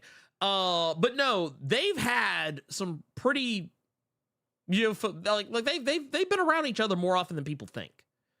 Like Ms. Marvel and Spider-Man know each other fairly well. And it's not just Spider-Man either. I mean, yeah, it is kind of weird they're doing this in a Spider-Man book. But the truth of the matter is that there are a lot of characters who Kamala is familiar with. And I think that's kind of what the whole death of Ms. Marvel thing is supposed to be about. It's supposed to be about how the rest of the Marvel universe responds to that death. Like, how is Captain Marvel going to react to this, considering how close they are? How is Miles going to react to this? Because once again, they're very, very close. How It's just going to be a lot of Drake in that boy's future. It's rap for him. Oh yeah. Oh, he might go ahead and spring on that little hating ass girl. We might finally see the ass whooping now. Oh in yeah. Miles Morales. Oh yeah. No. Once he done with Carnage, I think that girl can get ass. Oh no. He gonna find her, put hands all over her, not in any way that she's gonna like. And here I'll also say this. Wolverine, her and Wolverine, they know each other very well. Her and Ben Grimm. That I do remember. Yeah, yes. Like there are a lot of people don't realize how many characters in the Marvel universe are very familiar. Hell, Iron Man. Mm-hmm. Her and Iron Man became cool. Like there are a lot of characters who she knows and know her and that she's very close with. And Spider-Man is just, well, a lot of people may not recognize that her and Spider-Man are actually super tight. Mm-hmm. That doesn't change the fact that they are. So, I mean, yeah, well, I will definitely say I find it weird this happening in a Spider-Man book and not her own. I don't know. It just is what it is. It just is what it is. Miles gonna turn on 808s and Heartbreak.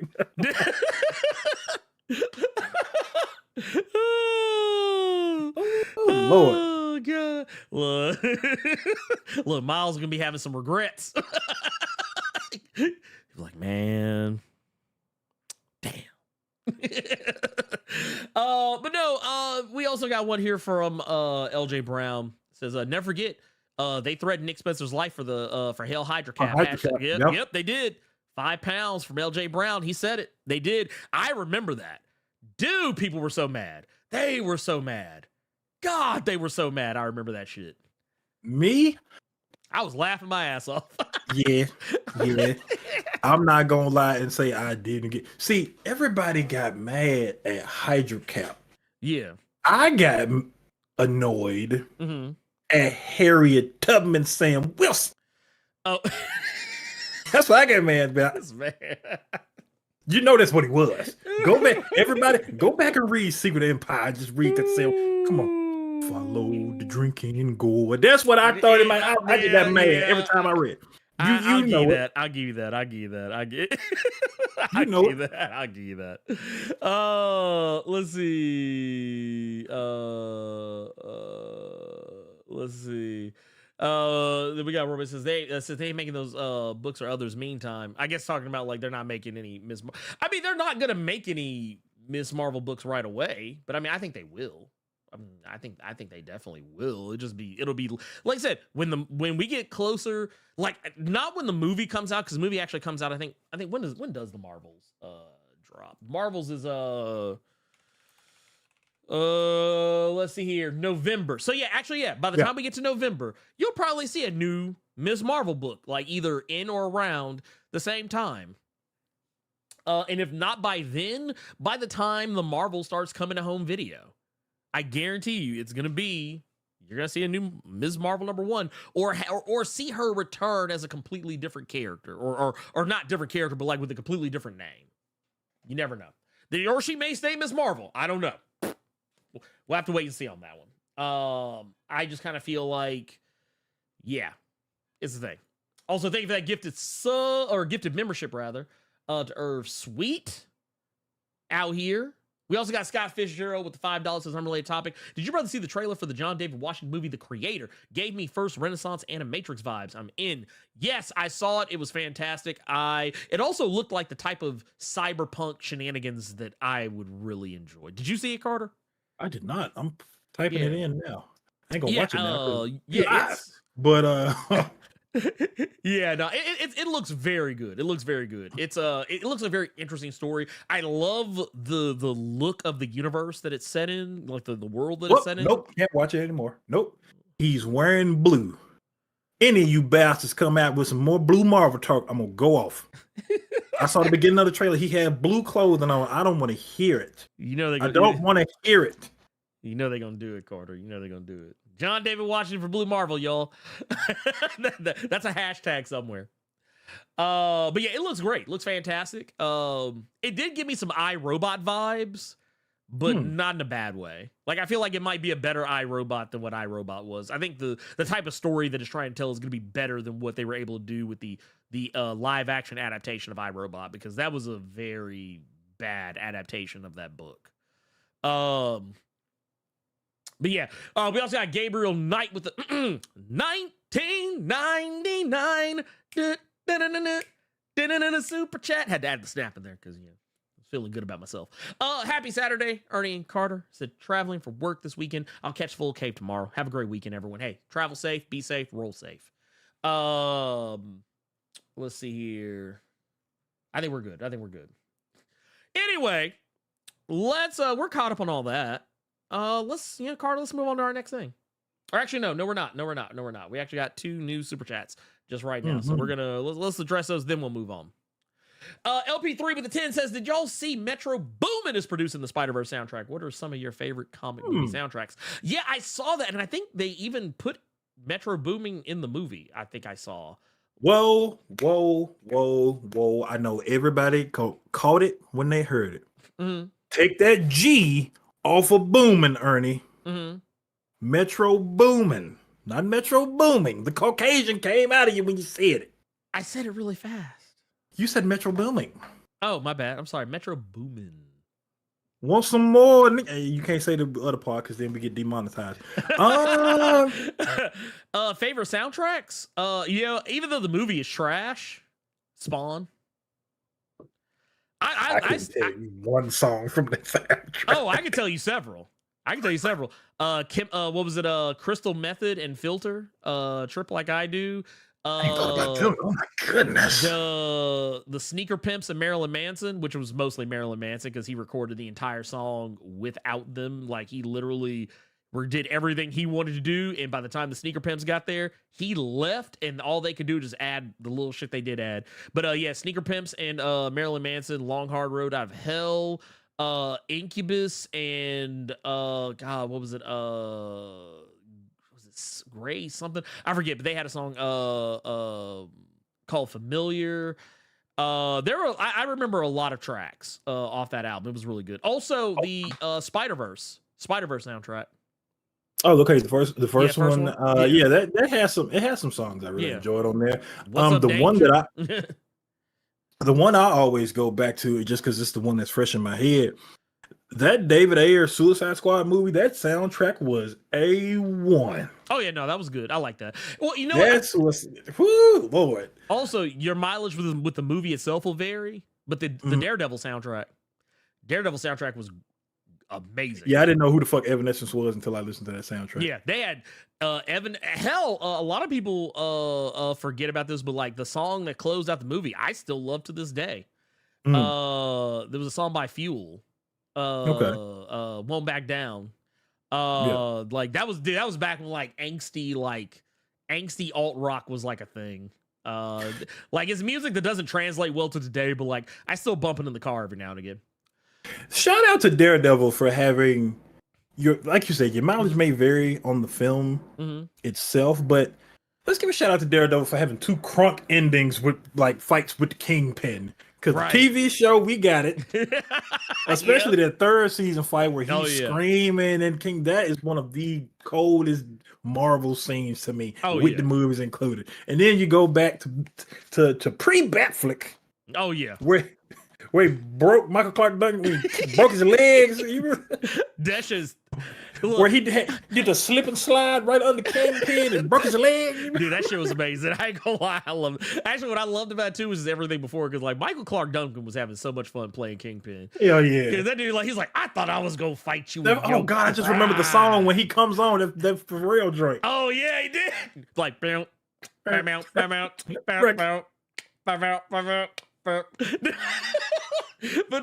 love Michael Clark. I'm not gonna lie, you say what you love about that movie. Everybody in that movie was having a good ass time. I feel like everyone except Ben Affleck probably, but like I feel like everybody in the movie was having too much fun. But oh God, but yeah, I'll give you Suicide Squad. I feel like everyone would say Black Panthers because, of course, Black Panther actually was a really good soundtrack. It was. That's why I feel like you don't even have to say it because everybody's gonna say it because collectively everyone knows that shit was A1. But somebody in the chat just said RZA, the Man with the Iron Fist soundtrack was kind of tight. Yeah, no, it was. The movie was terrible though. The movie was hot doo doo. Hot doo doo. If you tell me otherwise, I will laugh you out of here. Oh, Guardians of the Galaxy. All 3 Which one? volumes. All of them. Okay. All Okay. of them. All of them. All of them. Because honestly, you wouldn't have had the Suicide Squad soundtrack without Guardians. Because basically, when they made Suicide Squad, the first one, they literally copied a lot of the songs that were in that soundtrack. They used a lot of the same music that was in that movie, like unabashedly. Even even using them in scenes that were very similar. Yeah. Oh, also, I'm gonna throw this one out here because I know no one's gonna bring it up, but I'm gonna say Space Jam. Which one? First one. Okay. Yeah, because Quad City DJs, yeah, no, you ain't gonna sit here and tell me that soundtrack wasn't lit. Look, I'm gonna come on and slam if you wanna jam. Come on and slam. That's the only song I remember from Space Jam. Everybody get up, it's time to slam. Oh, y'all. God. We got a real jam going on. Welcome. Dude, I'm sorry. I don't care how old you are or what. Dude, that song will always. He really slap just tried to me. get crunk in his shirt from Space Jam. Hey, look, don't hate, Carter. Don't be a hater. That's haterade you spilling over there. No. I got you. I feel you, big dog. Let's see. We got Black Century King says, before I forget this, that clip you showed of Charles screaming in that video about Storm and Charles made me think of Stink Meter. Look, I ain't gonna lie. Yeah, that scream gets me every time. Like, I love how, like, there was even one time, I think they actually did have this in one of the episodes where it was like, previously on X-Men, and then just went to Charles hollering. I was like, God damn, y'all need to warn me. I like how you can. Hold on, let me see if it shows up if I spell it differently. Hold up. I gotta confirm this. Go ahead. We also got that sucks. Okay. Ed Boy the Cup. If you put in, I was gonna say, if you put in Xavier screaming, pop right the fuck up. Oh yeah, dude, it's like ridiculous. We got Ed Boy the Cup with the Blerd Club Gold. We appreciate you, pimp. Thank you. And we also got Roy Bot with the $5 says DMX action films must be recognized. Romeo Must Die. Yeah, they had great soundtracks too. Yes. Actually, Romeo Must Die. Yeah, most certainly. I don't remember Cradle to the Graves as much. I don't remember that one as much. But yeah, those are like fantastic. Like, that was back when movie soundtracks were an art form. Movie soundtracks used to be an art form. People don't really make them as good anymore these days. Oh man, you go back to the 90s, those Death Row movie sound, boy. If Death Row did a movie soundtrack, oh my god. There are still some songs, fun fact for some of you all, of Tupac's that you have never heard because they were on the movie soundtracks, and those movies were only, those soundtracks back then, they were only on cassette tape. Yep. So there's probably quite a few Tupac songs or like Snoop and like Dog Pound and 213 y'all ain't never heard of because they were only on cassette. I have them because I had those cassettes. Oh, dude, you know what I just thought about? Batman Forever. Batman Forever had a pretty good soundtrack. Didn't know who the fuck Seal was till I heard it. This man. Look, this man, he ain't know about are we ever gonna survive? He ain't know nothing about that. All he knew was that. You know, I would rewatch Batman Forever looking for Seal because I'm like, he must be a villain with all the scars on his face. Batman must sprung on him. No, he is. I think he has like a lupus or something like that. I think that's why. That was young me back in the day. I'm like, oh, he must have been with Two-Face Squad. That's why I favorite. I'll actually give you this too. I'll give you this too. So yeah, because U2, Hold Me, Thrill Me, Kiss Me, Kill Me. I love that song. Kiss from a Rose, great, but it's overplayed. There were a lot of other good songs in there too. Batman and Robin, terrible movie. Actually had a couple of different good songs in there because I actually really liked The End Is the Beginning Is the End and The End Is the Beginning Is the End by Smashing Pumpkins. Also, Bone Thug had a good song on there. If I'm not mistaken, it was Look Into My Eyes or something like that, or maybe that was on Batman Forever. I can't remember. I just remember Bone Thugs had a song on one of the Batman soundtracks. So yeah, Batman, you have lit soundtracks. Hell, have you ever seen the Punisher? Have you ever heard the Punisher soundtrack, the one from the Thomas Jane movie? No, it was really good. Also, the Punisher Warzone soundtrack is great too. So yeah, most comic book movies had great soundtracks, if we're just going to be brutally honest. Even if the movie was bad, the soundtrack was always good.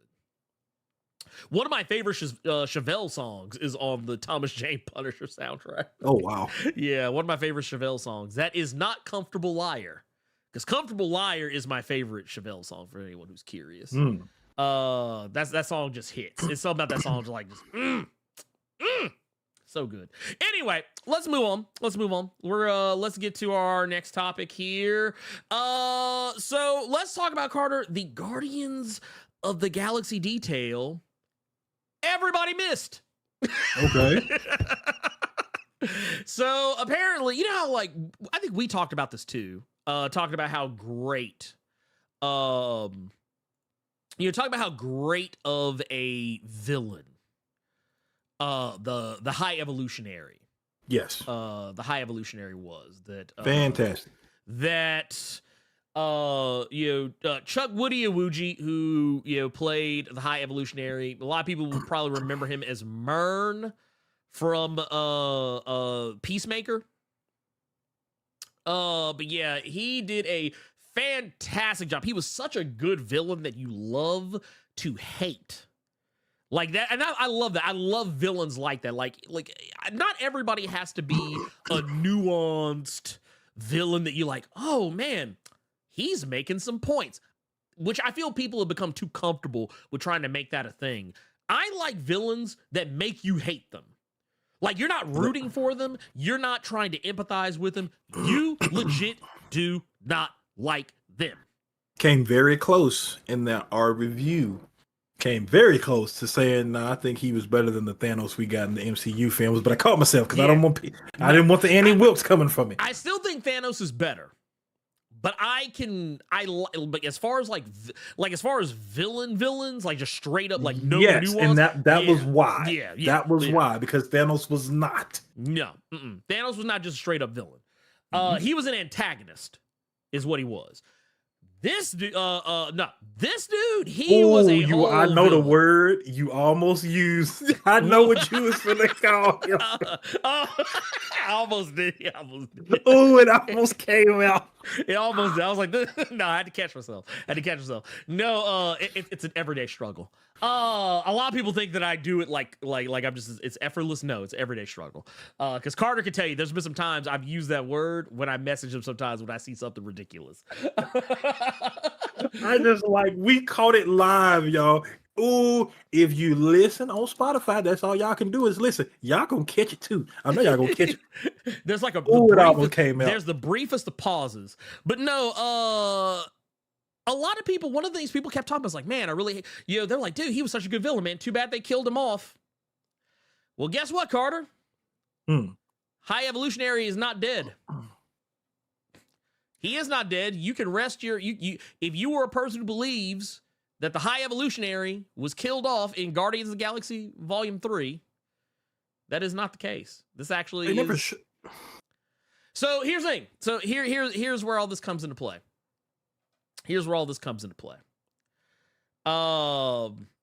So basically, long and short of it is, this week, about a couple of days ago, actually, the Guardians of the Galaxy 3 Volume 3 visual effects artist Miguel Angel Acevedo Montserrat confirmed that Chuck Woody Awuji's High Evolutionary was actually depicted no longer being on the exploding ship at the end of the movie, and no one noticed. Speaking in an interview with Strip Marvel, Montserrat said that there's a scene in which the animal stampede that happens towards the end of the film is revealed, and I'm gonna pull this up here because I want people to see it. This is now excuse the blurry, the image is gonna be a little blurry because there's a lot going on. So this shot right here, and we're gonna do a little funny thing here. You can't really see it as well, but right here you see the character. Right here, this is Drax. He's carrying somebody. Let's enhance. Can't really see it very clearly, but that, according to the visual effects artist, is the High Evolutionary. Oh, wow. Now, you could say, oh, well, of course he would say something like that. But Chuck Woody Awuji also said in a recent interview something along the same effect. He says, let me just put it this way. I'm hoping you'll see an extended version or maybe an alternate ending, you know, that we certainly did film. The point is that Rocket doesn't shoot me. And that's why I didn't realize everybody thought if he was going to die, he would have died right then, but he didn't. Right.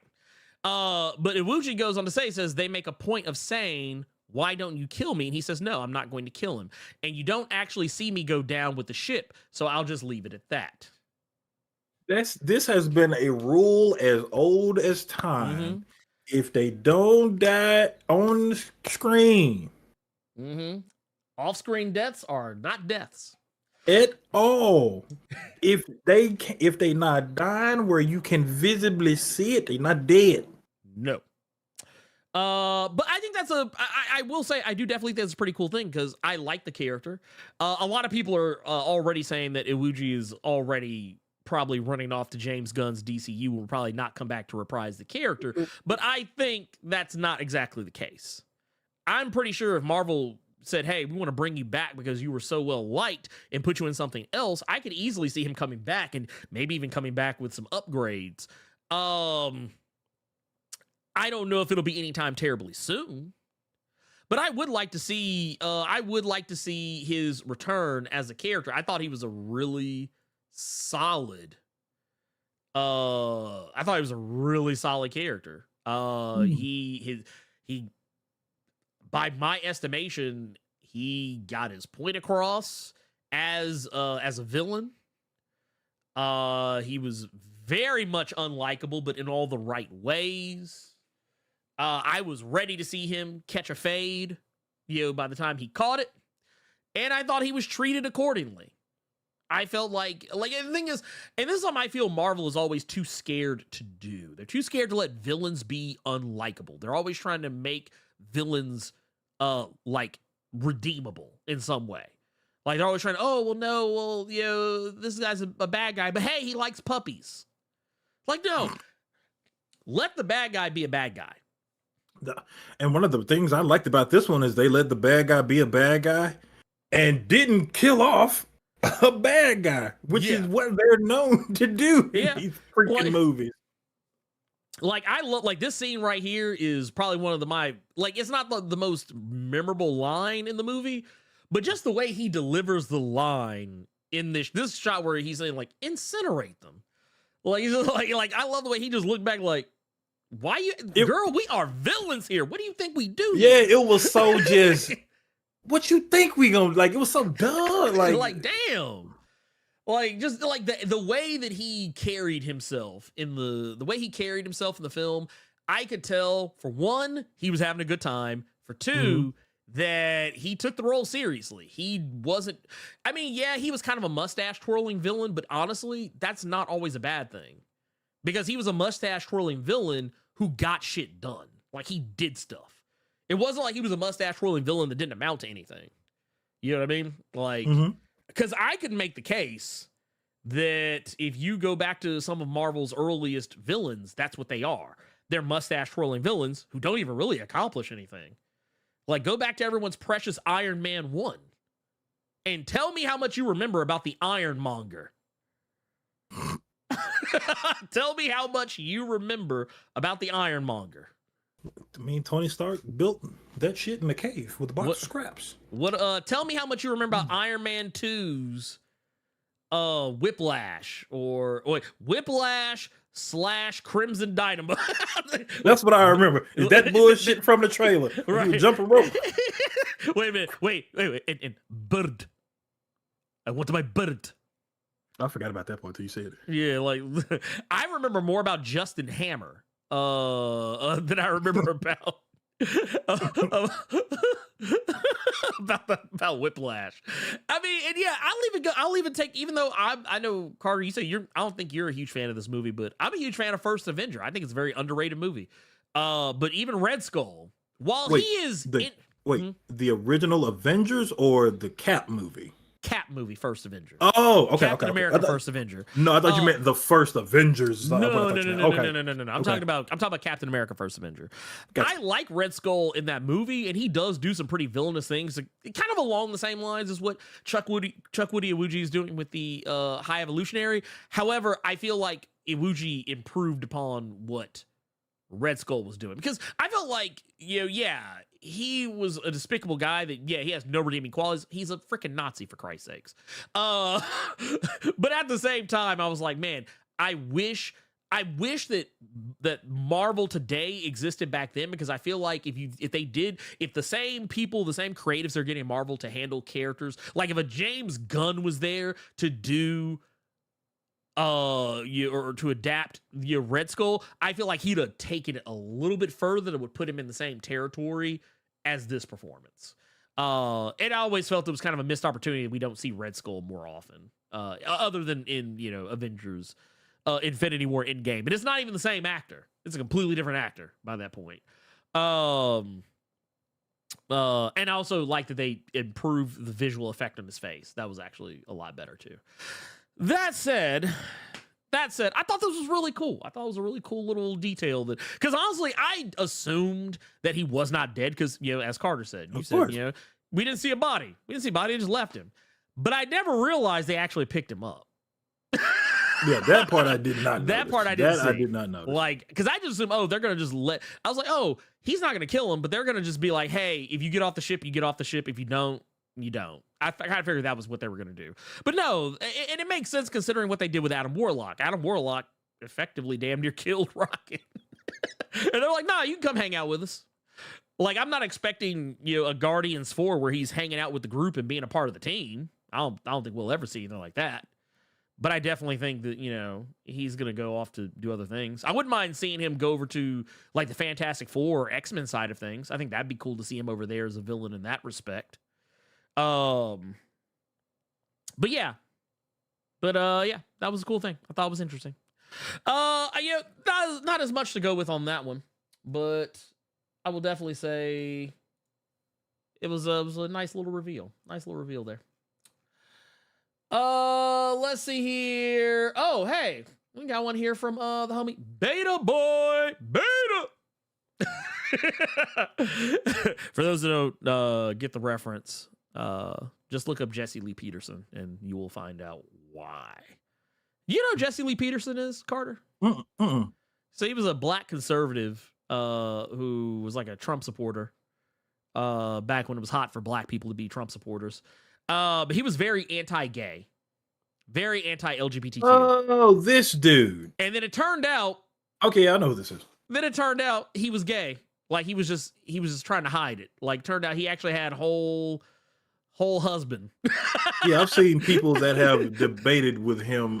He a whole fucking character. Yeah, but yeah, when you said that, I thought that was like some actor I had never heard of. But yeah, I was because he has a YouTube channel or whatever the fuck. Yeah. He has been in witness protection for like the last couple of years. Did not know that. Yeah. Well, no, a whole radio show. Yeah. Well, I mean that just in the sense that you don't really hear from him anymore. No one really talks about him. He kind of his star fell when people found out he was gay. I thought he was, and I don't want this to get me in trouble, and you'll probably yell at me if this is bad. Shoot. I have seen a few videos of him where he's interviewing people like Destiny or any of these other people. Yeah. And how he talks in his case, I thought he was slow. No, he's just gay. Amazing. But like I thought something was wrong. He's just an old head. He's just somebody doing his thing, but he has that mental handicap. That's dope. I thought to brother. Okay. No. I thought you were gonna say like, I could tell he was gay just based on how he talked. I was like, I mean, that's no. I could tell he was gay just by his mannerisms and how he carried himself. I was like, this dude's got some sugar in his tank. Like the first time he was talking to somebody, amazing. I said, why did he say it like that? Oh, cool. Yeah, he was just a character. That's all he was. Gotcha. But no. Let's take a look. We got one here from Beta Boy TV.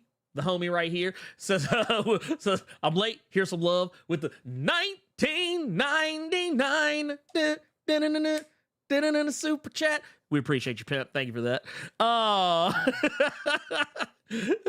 He missing a few sandwiches in his 6-pack. Yeah, exactly. That's the level of crazy Jesse Lee Peterson is. But yeah, let's get on to our next thing here. This one is kind of, I would dare say, kind of surprising.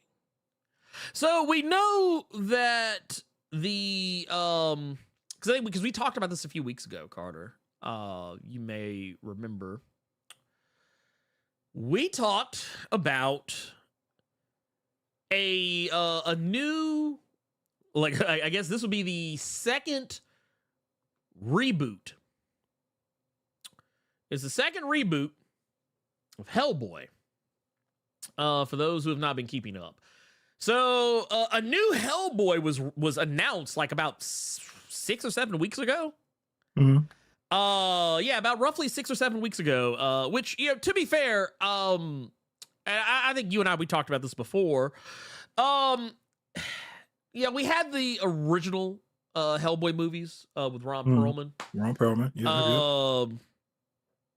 And then, you know, we had, what was it, Hellboy, then Hellboy and the Golden Army, which I know some people didn't like. I thought it was okay. That was more Abe's movie than Hellboy. Yeah, movie. You know what it was? It was a BPRD movie because that's technically what they were setting up. Yeah. They were actually, a lot of people forget this at the time. What they were setting up, they were setting up a spinoff. They were trying to set up a spinoff for BPRD.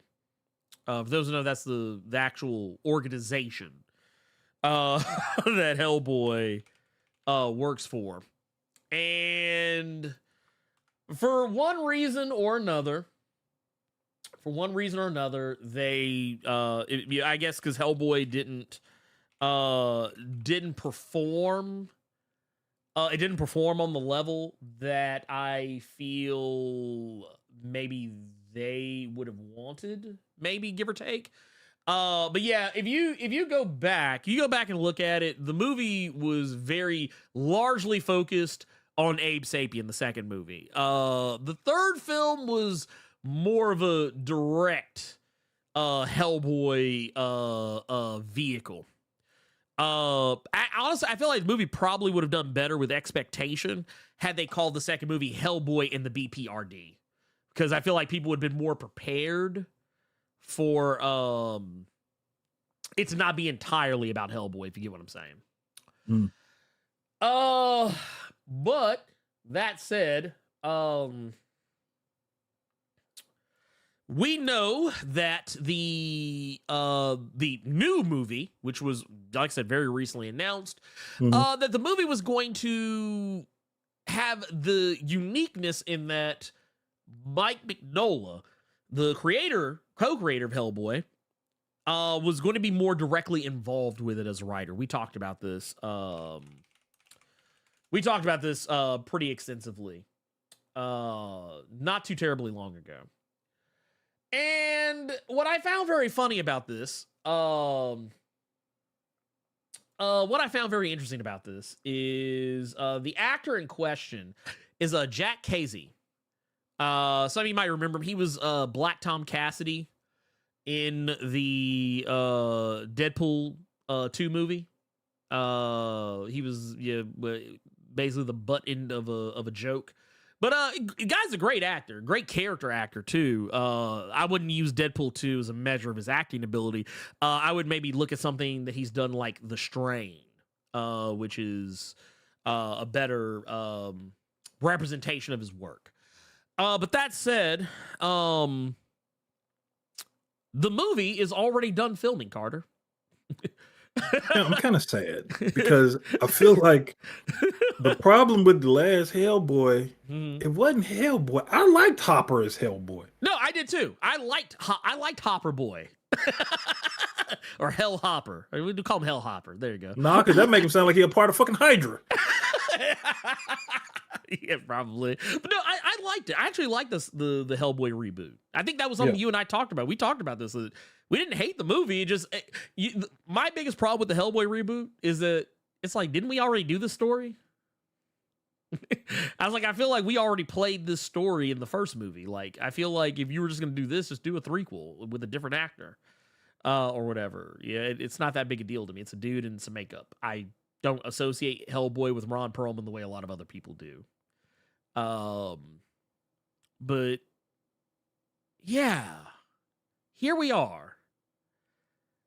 And the movie's already done filming. And a lot of people cite that as reason for concern.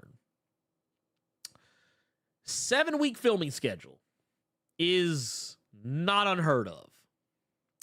It's unheard of for big budget films like big superhero movies. Mm-hmm. It's not really unheard of for horror movies. Or movies that don't use as much like crazy like effects and stuff like that. Also scheduling can determine that as well. It depends on whether you're shooting on location or behind green or on green screen, soundstage, whatever, this, that, and the third. So Hellboy, the Crooked Man, which is what the movie is going to be titled.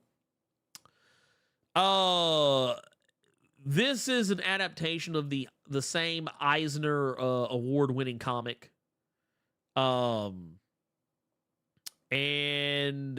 it looks like it's going to be fairly accurate, so to speak, to the maybe not to the story, but to the tone. For those wondering, the Hellboy, the Crooked Man, I can't really show too much from it because it is pretty graphic, and I mean graphic in just some ways that would get us demonetized. But it's a very interesting story about a town that's overrun by witches and the Crooked Man who leads said witches. It's a very good story. It's a very weird story, too. It's not my favorite Hellboy story by any stretch of the imagination, but it's definitely a good one. Whether it's worth the Eisner Award is a whole other story. That's up for debate for anybody. But what I will say is that Mike Mignola, an IG post this week, said that so they've wrapped principal photography on the new Hellboy movie. I wasn't on set for this one, but they have been nice enough to send me dailies, and I have to say I have loved what I've been seeing. If fans have been waiting for a Hellboy film that is actually an adaptation of one of my stories, I think they are finally going to get one. And then they also go to say that I guess to talk about the director of the film, Brian Taylor, and the cast, and and all that other stuff. He gave congratulatory praise while also applauding his co-writer on this, Chris Golden, for figuring out how to give the studio what they wanted and still keep true to the heart and soul of the Crooked Man, my favorite of the Hellboy stories. And also saying that he wished that Richard Corbin was still around to see this. They did a wonderful job bringing his really horrific character to life. I don't know. Once again, we don't even have a release date for this movie. We don't know when it's coming out. They just finished the photographers. We're not getting a trailer anytime terribly, terribly soon. I don't know. But I do find it interesting that it wrapped up so quickly. Mm-hmm. So I don't know. I don't know if this gives me hope or apprehension or what. But considering that this is supposed to be taking on more of a horror movie vibe, this could not be a bad thing. Mm-hmm. Because like I said, horror movies film pretty quickly all the time. I mean, really, movies in general can film pretty quickly. When you think about it, 7 weeks is, a little over a couple of months, or almost a couple of months, depending how you count a month. But I would say just shy of 2 months. But just for something that was announced and then like, boom, yep, we're done. It's like, man, y'all must have been sitting on this for a while. But then they weren't. So I don't know. Carter, you think what's the over? Oh no, man! Oh no, man! What do we think the over under? What's the over under on whether or not this ends up being the grand opening, grand closing of the Hellboy franchise? I feel like just off of who we have portraying the character, yeah. The stock ain't high for this. Like, damn. He said, we ain't got no high profile players. Brother, you brought up Black Tom from Deadpool 2 and The Strain. Just to go from a gentleman who's in probably one of the biggest Netflix shows, period, to then from him one of the big time actors of his time period, and Ron Perlman. So to go from Perlman to Harbor to who are you again? Oh no, man.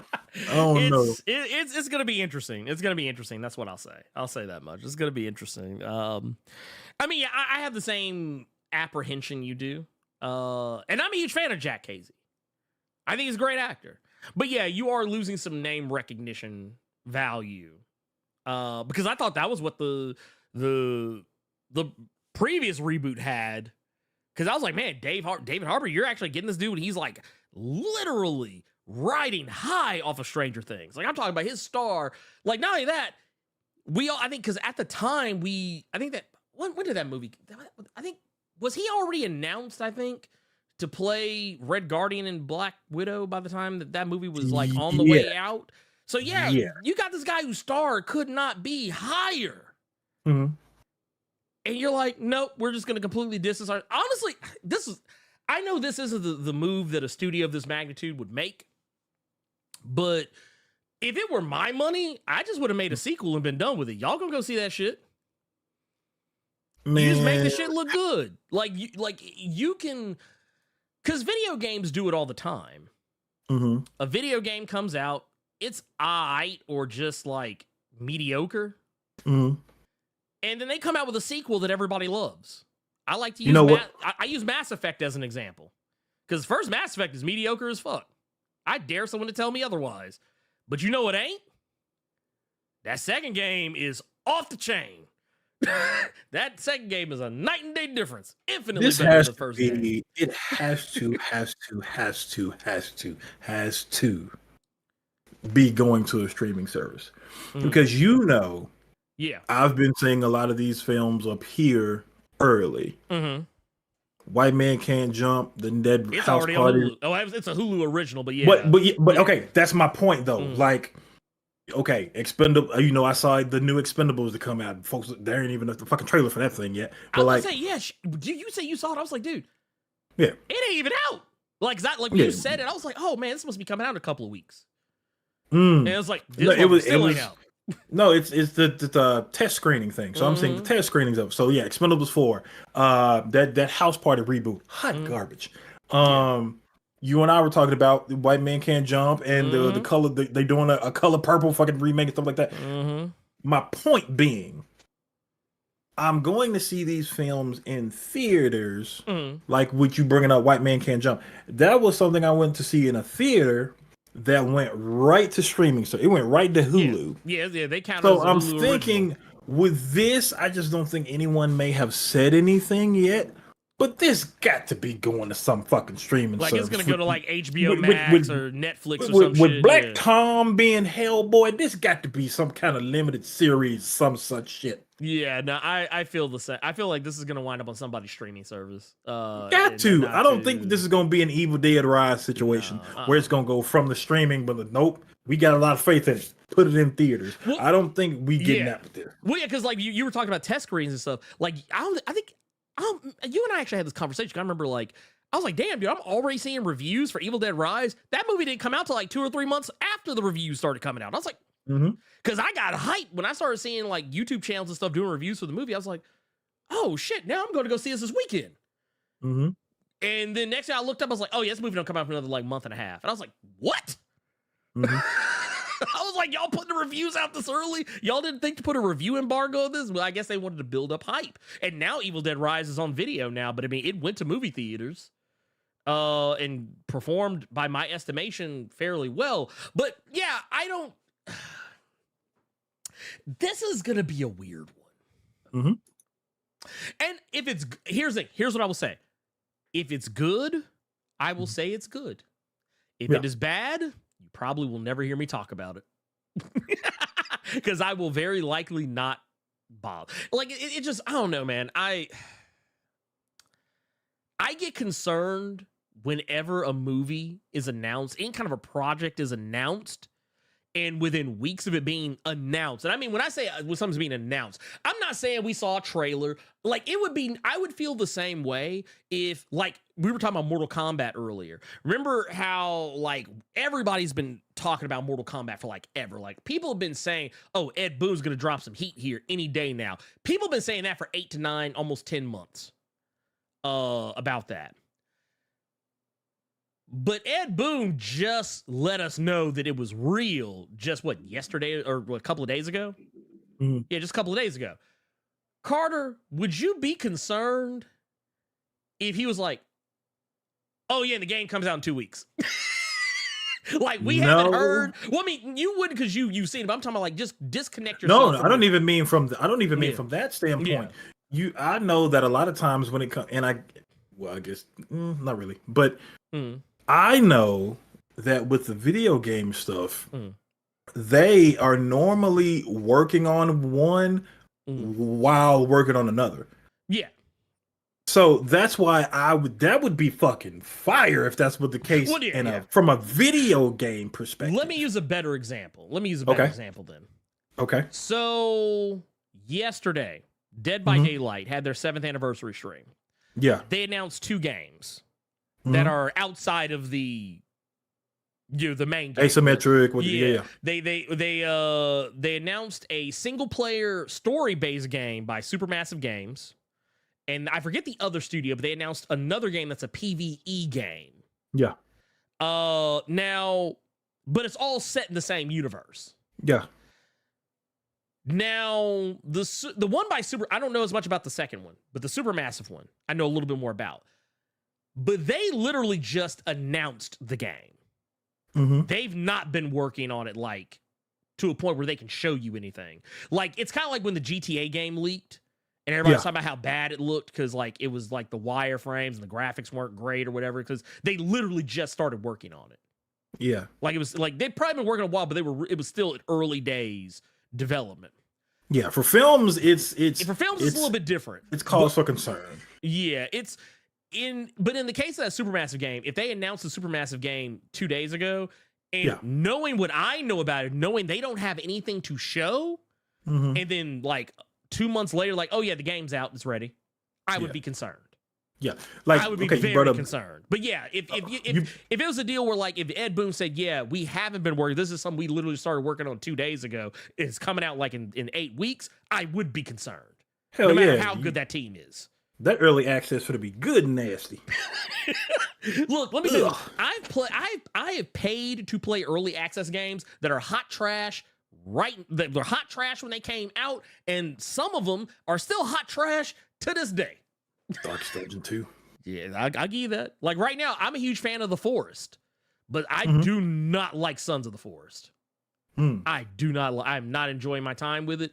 Yeah. Not because the game is bad, it's because the devs have tuned that game to make it ridiculously hard. Like, it's ridiculously hard to get anything I think done. you talked about that like last week or something like that. Yeah. Yeah, it's too much. It's too much. All I do, and they keep tuning the enemies up and making them more bullet sponges and making them even. And the thing is, what they're doing is they're tuning for the content creators. They're not tuning for the casuals that are playing the game. Like, the people, just regular people who aren't making YouTube videos showing how to break shit. It's like, just like I wish sometimes devs would leave shit alone. But we're getting off into a whole video game conversation at this point. But yes, with a movie, it's even more concerning because it takes time. Now, once again, if it works out, fine. But I'm not.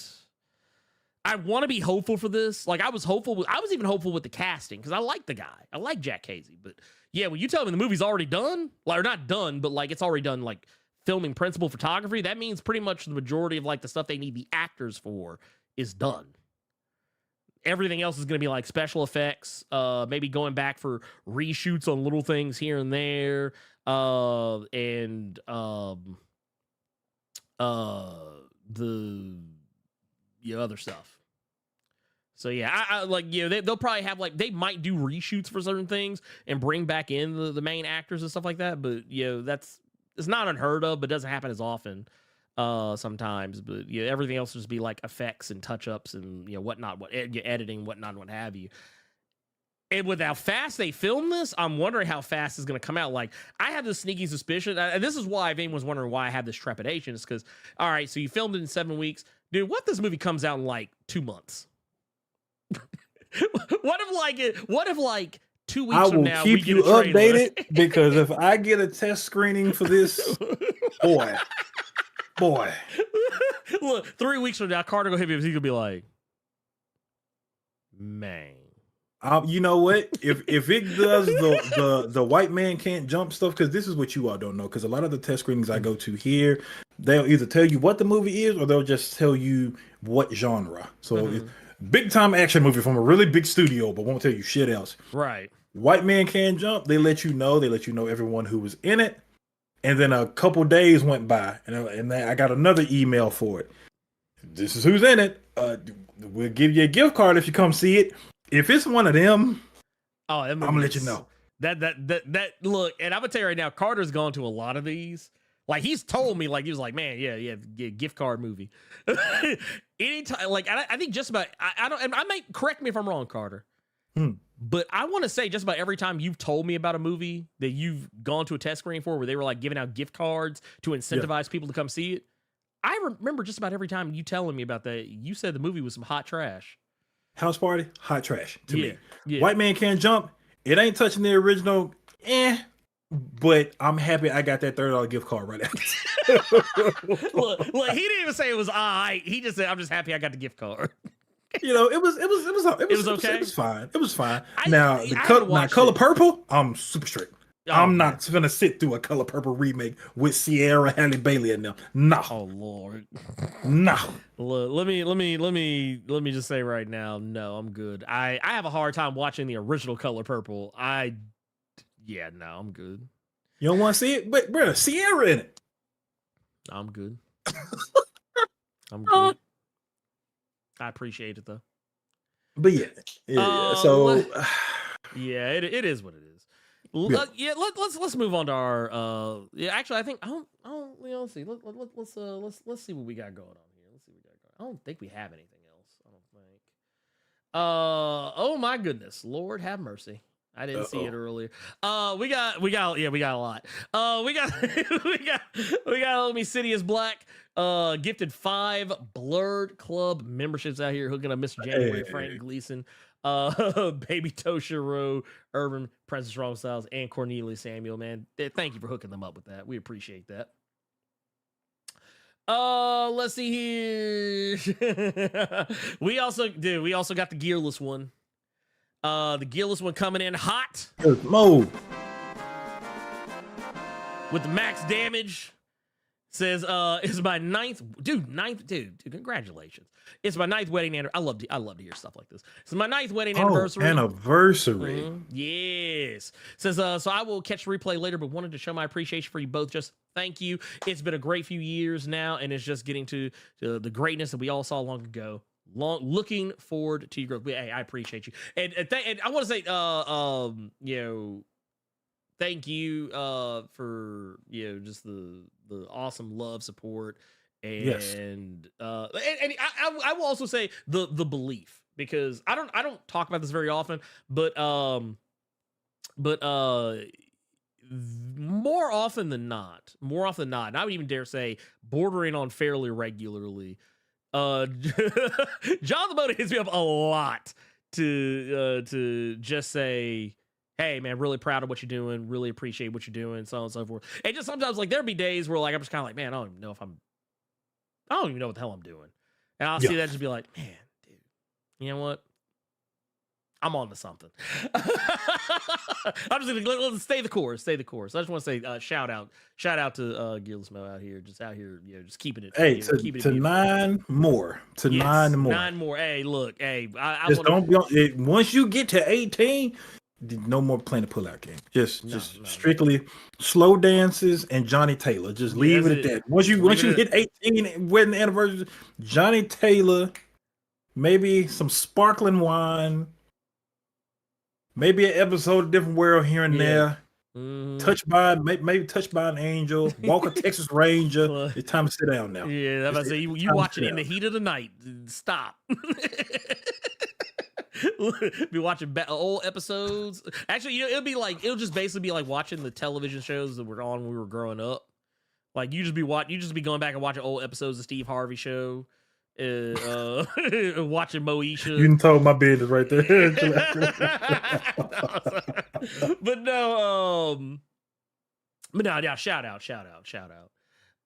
We also got LJ Brown with the £5 says, what's next? They're gonna reboot Friday. They might even try to reboot this and replace Blerd with Rip and Carter, Jesse Lee Peters. Oh no, don't do it. Shit. Dude, they would be right at home with each other. I promise you they would. And y'all can do with that information what you will. Oh, real quick, because I Yeah. see people keep talking about the Color Purple remake in the chat. Yeah. Okay. This is verbatim. This is the email. You are invited to. This was the test screening stuff that I go through. You're invited to a new screening of The Color Purple, starring Fantasia Barrino, John Baptiste, Sierra, her, and Halle Bailey before its official release. And for this screening, you will be awarded a $30 Amazon gift card as a thanks from us. This is like, You ain't gonna watch it? I'm good. I'm good. I'm all right. You try to say you don't like black people? That what you saying, Blerd Without Fear? No, I'm good. Okay. I'm good. Okay. We got Scott Fitzgerald though asking what it says on gaming thoughts on Tears of the Kingdom. Well, I can give some thoughts because I have been playing it.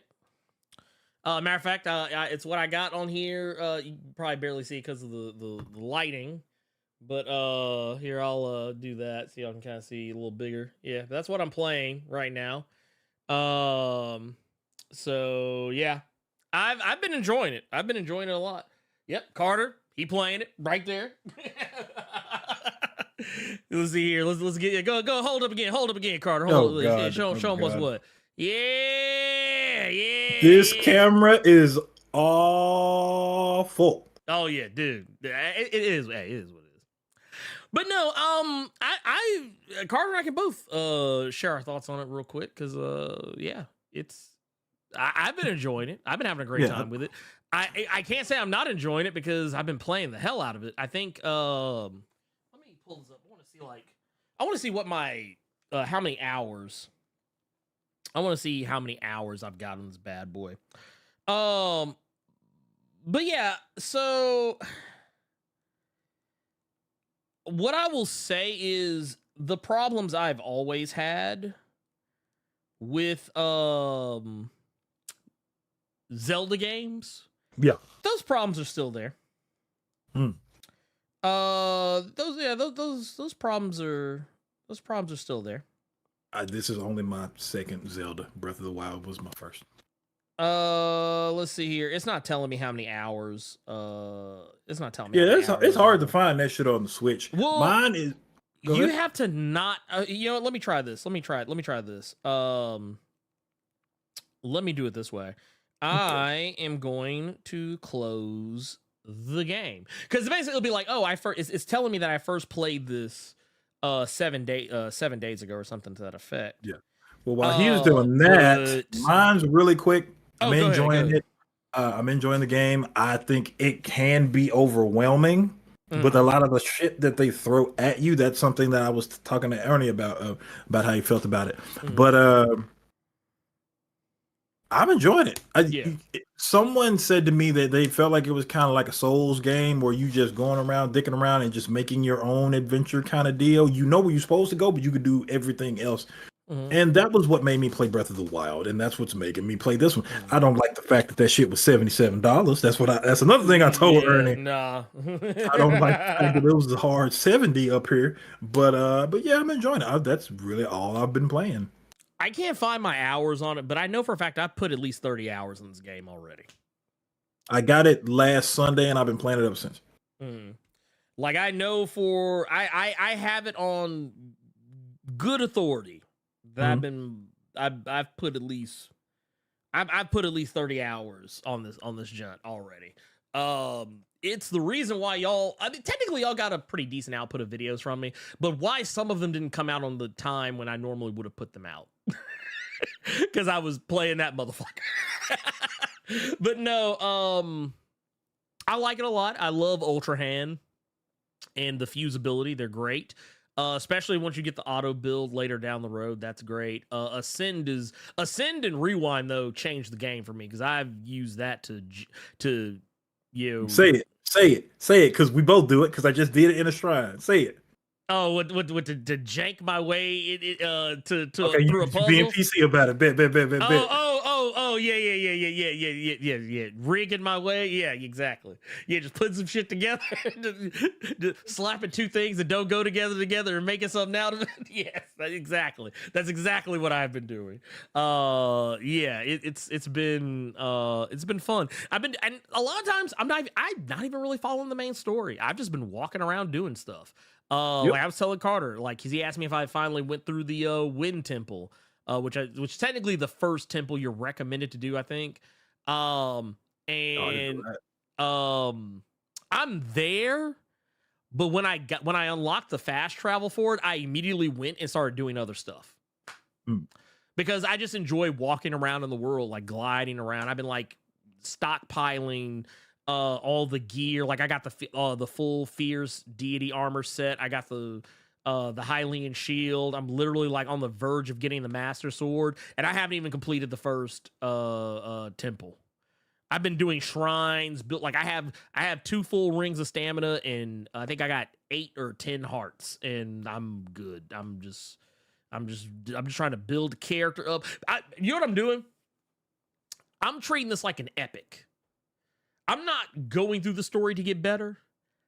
I'm getting better so that I can begin the story. Yeah, this is not This is the hero's journey.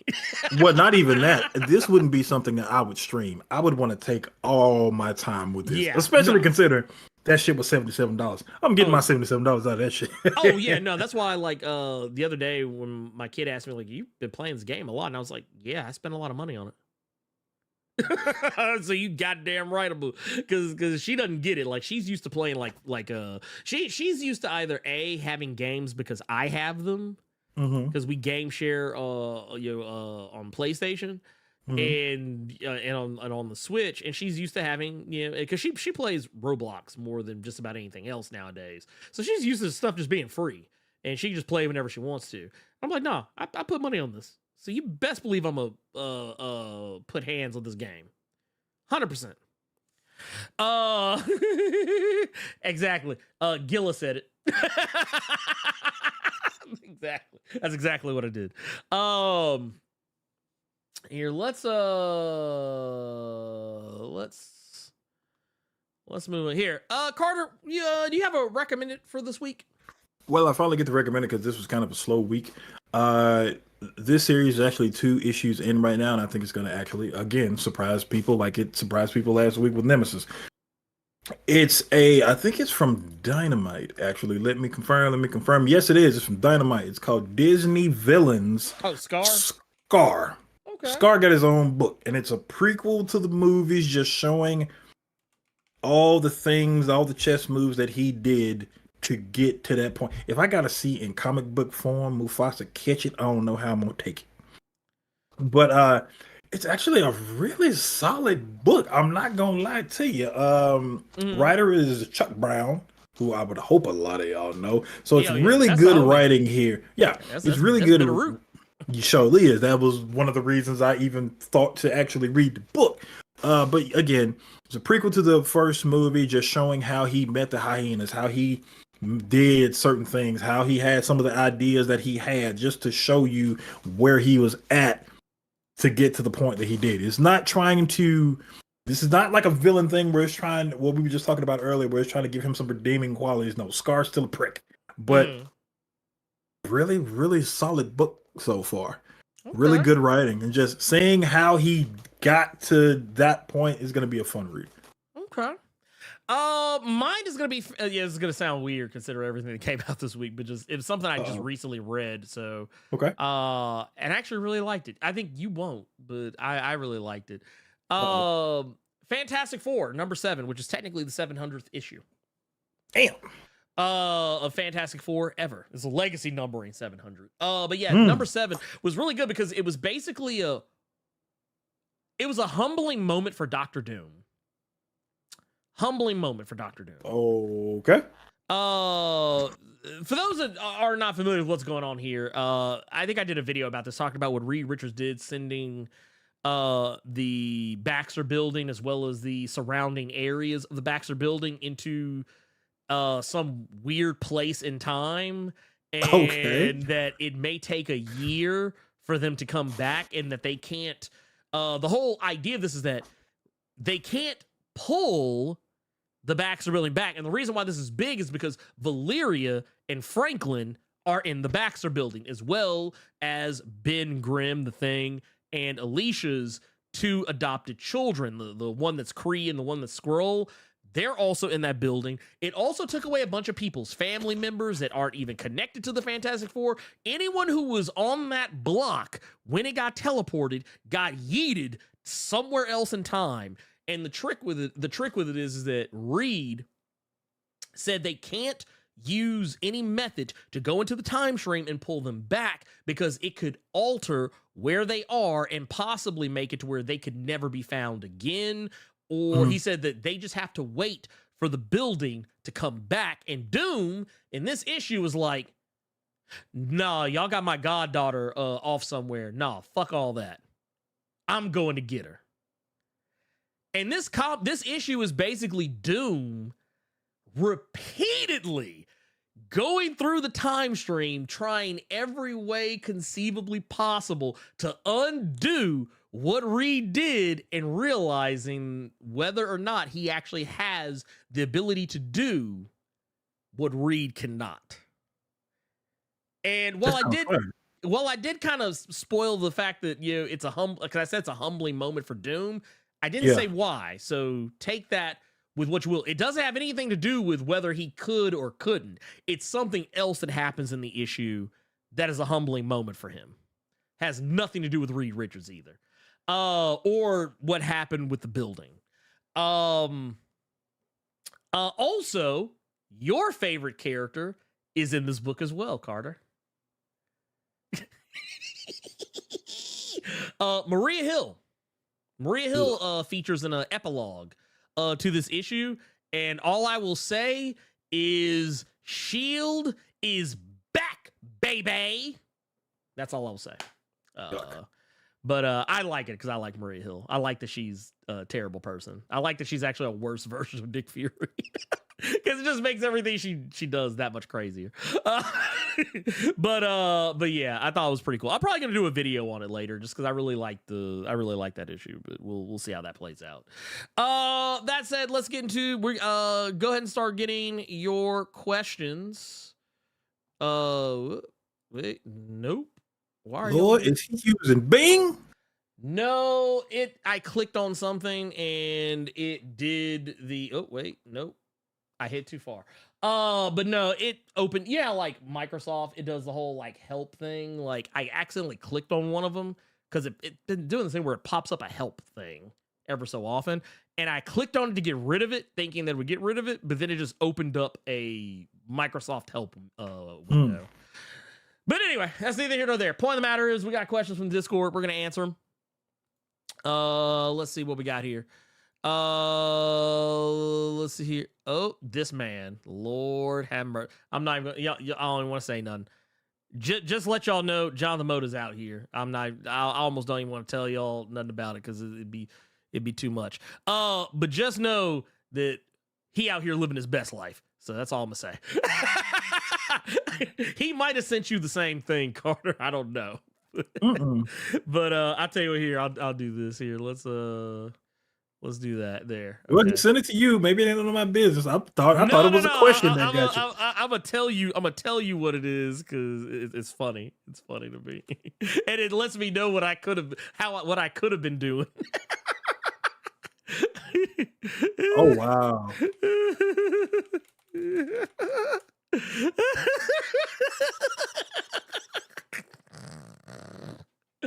That's all I'm gonna say. Questions. Anyway, yes, questions.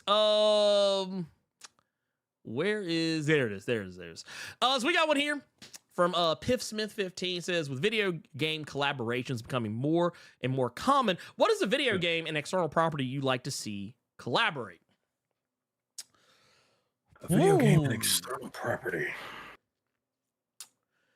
Ooh, that's easy. Oh, what you got? Give me a. This is stupid easy. If they were still doing the book, Southern Bastards. Mm-hmm. Okay. As an open world game. Okay.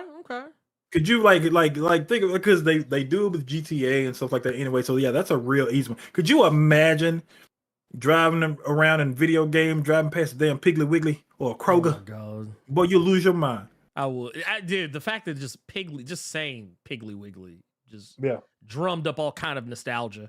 Ooh. Oh, what you Or I'll give you one more and I'm done. Okay, what you got? Saga has a Telltale series. Yeah, I would like that because I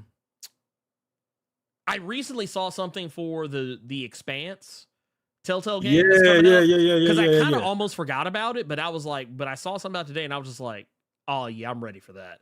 But yeah, I would love to see a Saga Telltale series. I think that would be that would be so wild too. Because like I feel like, especially with what they did with Fables, the Wolf Among Us, I think Telltale could, dude, they would eat that shit up. Dude, they would make us. Dude, Saga would be so good as a Telltale game. I would eat that up in a heartbeat. I tell you what I would like to see, and yeah, I'm gonna keep it in the same. I'm gonna keep it in the same vein as Telltale. Because I really like them as a studio. I like what they do. I would like to see I say this because someone recently brought up Bright. I don't know who I was talking to about this, but somehow we got on the topic of Bright, which is, for a lot of people that don't know, that was the movie with Will Smith and Joel Edgerton, where it was like fantasy creatures existing in modern day society. It was very Alien Nation. I would like to see, not Bright, but I would like to see the thing that inspired Bright, which is called Shadowrun. It's a D&D style tabletop RPG. And it's like D&D only in the sense that it's elves, orcs, ogres, gnomes, and goblins and shit existing in a cyberpunk universe. And all that entails. Magic is real, dragons exist, so on and so forth. I would love to see Shadowrun done by Telltale. We've actually gotten Shadowrun games. Because I think they're on I think they gave Epic away gave recently a shitload of them out for free. they gave out all three of them. Yeah, they gave out all three of them. And I think Game Pass just recently added all three of them. They're great games and great stories, great characters. I would actually like to see Telltale get their hands on that. I would eat that shit up. Oh my God, I would eat it up. Also, I'll do a second one. I'll throw a second one out there just cause. I would like to, with everything going with Mortal Kombat as of late, the announcements of Mortal Kombat. We're talking about DLC characters earlier, right? You know a DLC character I would love to see in Mortal Kombat? Give me Cal Kestis from Jedi Survivor. Ugh. I would like that, because we've seen Star Wars characters in video games outside of Star Wars related stuff. We had Yoda, Yoda, Darth Vader, so on and so forth. I would love to see Cal Kestis in a Mortal Kombat game where he could. Only reason I would want to see that, chop people with the lightsaber. It irks me and infuriates me seeing these lightsabers hit these stormtroopers. And they not got one part of their body over there and one part of their body over there. It infuriates me. Well, have you played Survivor yet? No. Okay, Survivor changed that. You actually do cut stuff off people. Yeah, you do cut After stuff I off saw how people. long people was fighting that damn frog, I said, yeah, I'm super straight. Hey, the frog is back. I know, I saw it, and a lot of people was having trouble with two of them. Yeah, so you have to beat the single one first, then you can go after the two, which is just ridiculous. Ernie Gross, give us Star Killer. We got that in Soul Calibur already. Yeah, we did get that in Soul Calibur. I don't, and I'm not a fan of Star Killer. I'm really not. That dude's like, he's like that. That's like where Star Wars became like super edgelord, and I'm just like, no, I'm good. I'm alright on that. I mean, don't get me wrong. I like Sam Witwer as much as the next guy. I would rather him be Deacon St. John than be Star Killer. I'd rather see Sam Witwer ride a motorcycle. I need to finish that game, actually. I need to finish that game. You finished Deacon St. John? That's the dumbest name. I think that's when we life. went. I think that's when you and I went hardcore into GTFO. When I was playing that. That makes sense. We got Kidoma here says, here is a Marvel Comics question for you. Are the new Sentinels Fei Long created stronger than the ones Orcus has created versus adamantium Sentinels Iron Man made in Avengers X-Men Axis? So here's the thing. I think you're going to see a combination of things, because I have a sneaking suspicion Fei Long is going to be using Mysterium in these Sentinels, because Mysterium has been making the rounds a lot as of late. It's been popping up in Scarlet Witch. It's popped up in Invincible Iron Man. They haven't said it by name, but I'm pretty sure the mysterious metal that Howard Stark discovered, I'm pretty sure it's Mysterium. Like, they're back retconning Mysterium into the Marvel Comics universe. But if that's the case, that would make them pretty deadly, because Mysterium is pretty damn durable. It's not quite adamantium durable, but it ain't far from it. And it negates magic and presumably can negate certain powers. So, yeah, these are going to be some whole problems, especially considering they're using similar technology as what's in Nimrod. And the fact that Nimrod was able to make organic Sentinels out of Krakoa, I think that should tell you something about what these new Sentinels are going to be capable of. It's going to be straight nightmares coming up here. Like, y'all remember the first episode of the X-Men animated series, Night of the Sentinels? Part 1? Yeah, that's what this is gonna be. It's gonna be Night of the Sentinels. Somebody gonna catch it. The homie Melvin says, get those motherfucking likes up. Thank you. Please and thank you.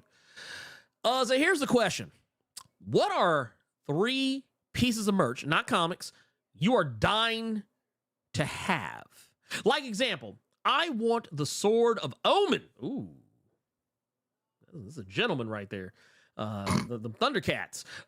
Says, not the plastic joint I had back in the late 80s, but the full metal sword. Thank you, brothers. And keep it tight. I can tell you off rip what I would want. I want a lightsaber, like a legit, like my buddy, like a mutual buddy of ours, Adam. He's going to Disney here pretty soon, and he's going to be getting a lightsaber, like one of the legit ones. What, up here? No, yeah, our buddy Adam, that's up, that Nerd 901 Adam. Yeah, but he's coming up here. The Disney here, or like Cali, or Florida. I'm not sure which one. Whatever one he's going to is the one that has all the Star Wars shit. Okay. And I don't know if it's that one or the other one. Maybe they both have them. I don't know. But he's going there. He's getting a lightsaber, and that's something that I want. Like, I want one of the cross guard sabers, because I really like the cross guard. I used to think it was kind of stupid when I first saw it, but the more and more with the passage of time, I've just grown to really like it. I would love to have a lightsaber, and I would also love, because we're talking about merch here. I would love to have a Mandalorian helmet. I would love to have a Mandalorian helmet, like a legit helmet you can like wear, pick up and put on, take off, whatever, walk around with, and it's comfortable. And this is kind of along the same lines. I would also really love to have a Kamen Rider helmet, like same, that you can actually actively put on and wear, just like they wear on the shows, like a lot of the cosplayers have. And if I could be hyper specific, about which one I would want, ooh, as much as I love Gaim, it wouldn't be Gaim because all the Gaim helmets are kind of wild and out there. I would probably either get like Kamen Rider build or oh man, there's another one that I really like. Oh, why am I blanking on this dude's name?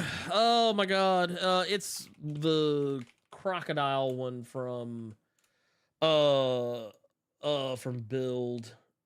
What was it? Kamen Rider Rogue. That was the I always forgot the dude's like extra name or whatever. But for those that, if you don't know, for those that may or may not know exactly what I'm talking about, I'll pull it up here so you can see it. It's this one. This is the helmet. I really like this helmet. It's actually one of my favorite Kamen Rider helmets. It also doesn't help that it's purple. So there you go. Carter, what about you? What's the merch you want? Honestly, I will let you have that question to yourself. He's like, nope, not me. And I'll do this next question here because I actually did read this from Masig 4179. He asks, hey, did you read the conclusion of Nemesis Reloaded and its connection, spoiler alert, to Wanted? Yes. Are you excited about the big game summer crossover? If you don't know what he's talking about, my recommendation from last week, Nemesis Reloaded number 5, you basically realize that Nemesis has been trained by Wesley Gibson, which was James McAvoy's character from the Wanted movie, just so you all can keep up with me. And now Nemesis is a part of the fraternity, if you remember the team of assassins from Wanted. And next month, Mark Millar is going to be doing a event with Pepe Larraz on art called Big Game, which is a sequel to Wanted, but will also be putting together Kick-Ass, Nemesis, Kingsman, Magic Order, Jupiter's Legacy, Huck, Ambassadors, Empress, Starlight, Superior, Chrononauts, Super Crooks, Prodigy, MPH, Reborn. All of Mark Millar's books are going to be culminating in this here called Big Game. So, Ernie, I told you about it. How do you feel about it? I mean, I went back and read it. I'm not the hugest fan of Wanted, so I didn't really care. I think it's interesting, but it's not something I'm just like, ooh. The Millerverse is not something that I'm like super like, OMG, oh my god, I can't wait. Like most of the stuff in the Millerverse is just kind of like, that's cool. I'll tell you what I think, real quick. Because, and I really think this because of the Kick-Ass sequel and Nemesis Reloaded. Sequel books is what I'm referring to. Yeah. It seems like he's cleaning up the shit he made from the originals. Yeah. Which that's fine. That's fine. Yeah. That's what a lot of these books feel like because they're well written, they have really good art, and they're not this big, I'm trying to get attention as stuff that the originals were.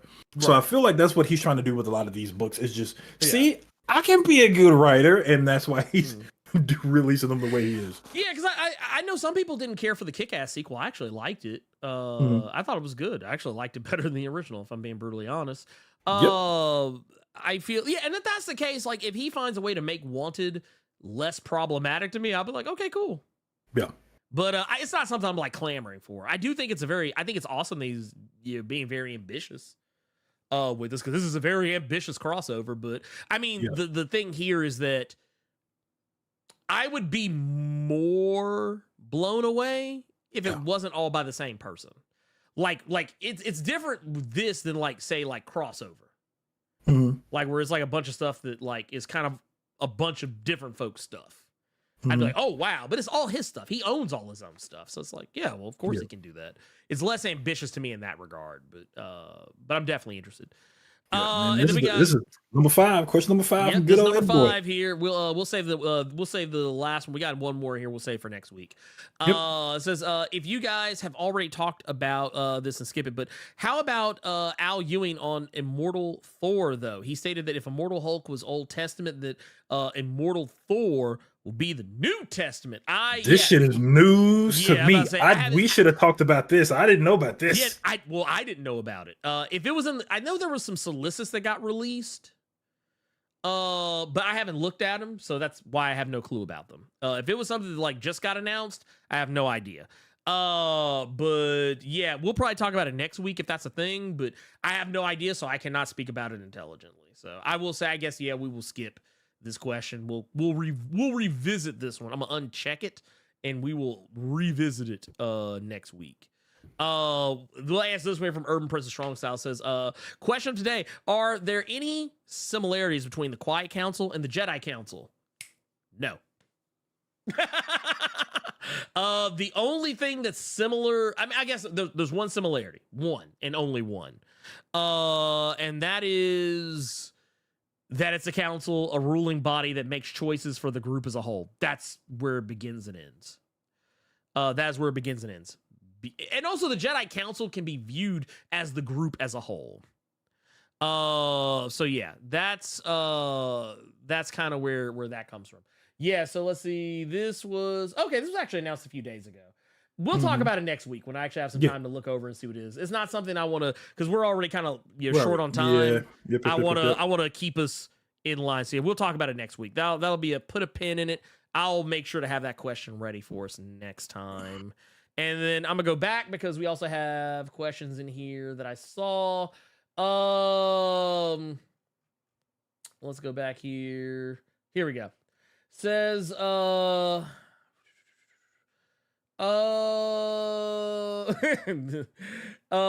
see. Okay, here we go. YTube Noob says, what the fuck is up with comic fans? Man, I wish I could answer this question. But I will say this. Here's the thing. I get it. Fandoms are important to people sometimes, because you know what? I sometimes have to remind myself that it's kind of like with video games. Remember, because I think, Carter, you and I probably had to do this when we worked at GameStop. And just by the nature of the fact that we're the type of people who like to play a lot of different games, there are some people who exist in this world who don't play video games as much as we do. And what I mean by that is they do play video games as much as we do, but they don't play multiple video games as much as we do. Like, so if, let's say, like when we worked for GameStop, there was always that one guy that the only thing they bought was Madden, or the only thing they bought was FIFA, or the only thing they bought was Call of Duty. That's probably the one game they play all year. They don't really play much else. And there's also some people out there who the one game they're going to play this year is going to be Zelda. And whether that's because that's the only thing they care about, or it's because of money or whatever. So sometimes I have to remind myself that sometimes a person's fandom is their only fandom. Like, they may not have other outlets to express themselves in or feel like they belong in. So sometimes I have to remind myself that some people are very overprotective of the fandoms that they love. That said, there's no excuse for being a dick. That is my mantra. Like, Game of Thrones, how everybody has like a house motto. My house motto would be, don't be a dick. That's my motto. And I don't care. There are some things I absolutely positively love that have been absolutely positively done so dirty. And yet, I don't get angry about it. I mean, it might upset me. Like, case in point. Remember Mass Effect 3? Remember the controversy around Mass Effect 3? Like, and how... Yeah, like... I was so upset about that game, but I did not message the creators and issue death threats. I didn't insult the people who made the game. At least not like calling them like trash or like, oh, they're terrible people or they absolutely suck or I hope the dog dies or something like that. I just didn't buy it. Yeah, I played it, and then once I played it, I just left it alone and let it fall off into obscurity. What was another one? I remember there have been reboots of things that I've loved. And the reboot pales in comparison. And you know what I do? I just go, it is what it is. I don't go send death threats to people. It's the same thing with comics. Someone writes a comic I don't like, I don't read it. I move on with my day and carry on. Is what it is. If someone does something stupid with a character I like, oh well. I guess I'll just catch them on the next go round. Yeah, it is what it is. So Okay, so yeah, go ahead. in the chat right now, he's saying that was an unfinished question. So he said, "What's up?" He's saying, "What the fuck is up with comic fans in regards to minority characters? Oh, What the fuck is up with people saying to make new or use existing characters instead of mantle swaps, but then saying nobody asked for that when they come out?" oh, gotcha. Okay, gotcha.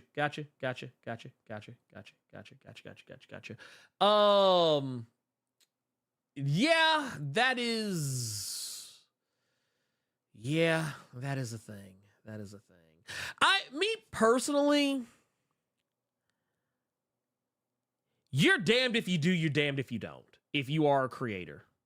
And this is why I always go back to a conversation that I had with Reggie Hudlin, where he said that when he was writing Black Panther, there were people who trashed everything that he did with that book. And so one day, he actually took one of the most common suggestions people gave him, and he never said which one it was. But he said at one point, he took one of the people's most common suggestions, and he did it. And people hated that too. And the same people who gave him the suggestion also hated it. So here's the thing.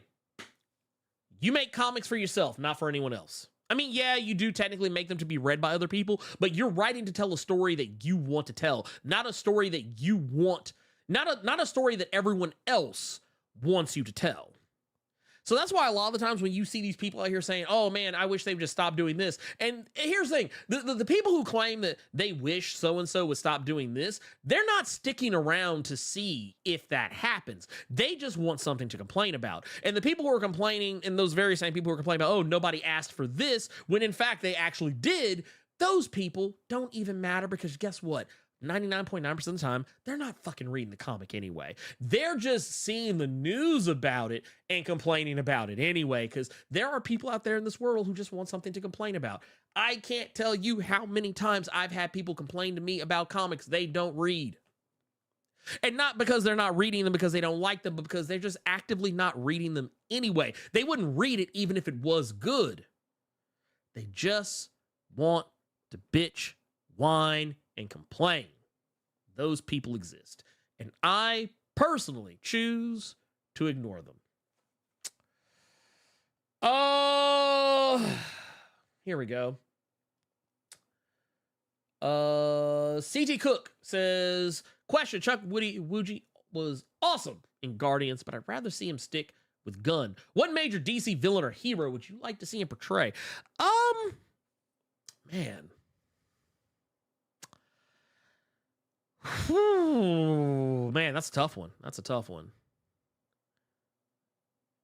He has a very specific voice, so I don't know how easy it would be for him to play certain characters, like characters I would almost default to. Mm-hmm. But I tell you what I wouldn't mind. What I wouldn't mind is, man, yeah, some people are going to get mad probably. Some people probably get mad at me for saying this. But if for whatever reason, James Gunn's rebooting, he's doing the whole Superman thing. He's making his own Superman. I think he'd actually make a good Lex Luthor. I think he actually could do Lex Luthor in a way that we haven't seen before. Like, if we're talking about villain. We're talking about like a villain. I could see him do Lex Luthor. It would be pretty wild, honestly. And I say that just because the way, not just in Guardians, but the way he talks to people in Peacemaker, the way like he can like the way he can turn the snark on, or the way, like, you know what it is? It's facials. I always say this, an actor that can do very good, like, acting with their face. Like, they can have a look on their face that tells you everything that their dialogue might not. That is an actor I want to see play a villain, because I think looks, it's kind of like, say what you will about Jonathan Majors now, but there was it's the same thing we said about Jonathan Majors in Quantumania. There were certain looks he gave people that told you everything you needed to know. He didn't have to say anything. I think stuff like that's pretty cool. Carter, what do you think?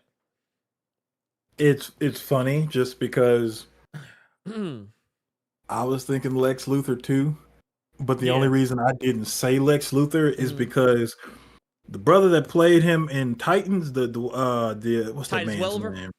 Yes, Bosch. I would want Bosch. Yeah. I would want to see him do it just because I like the little screen time he had as Lex Luthor. Yeah, I would want to see that, so that's why I didn't say it. But I shit you not, I was thinking Lex Luthor myself. Yeah. Oh no, same. I would like to see Titus Welliver. I would like to see Titus Welliver do it too. If not Chuck Woody Iwuji. I wouldn't mind seeing how he could portray Sinestro. That would be. I think he would do it pretty well. I think he could do it pretty well. Yeah, you know what? I like that. I like that answer, actually. I like that. See? Yeah, up here.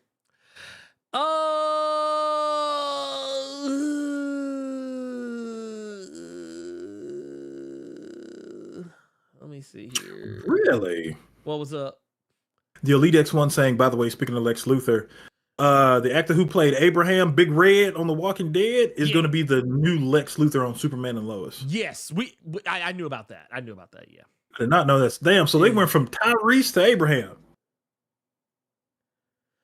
Yeah, right? Can I ask y'all, for all you people that watch Superman and Lois, am I the only one? I still don't give a fuck about Lois. I don't. I mean, I don't. She's there. She's there as a character. Sidious Black. Yeah. Says, what is your all-time favorite finishing move from your favorite wrestler? Oh God. That's a you question. Damn it, he has my name in it too. That's all. Yeah, you in here too, man. You in here too. Me personally, that's not my favorite wrestler. I gotta admit, it's not even so much a finisher anymore, but I mean, it used to be.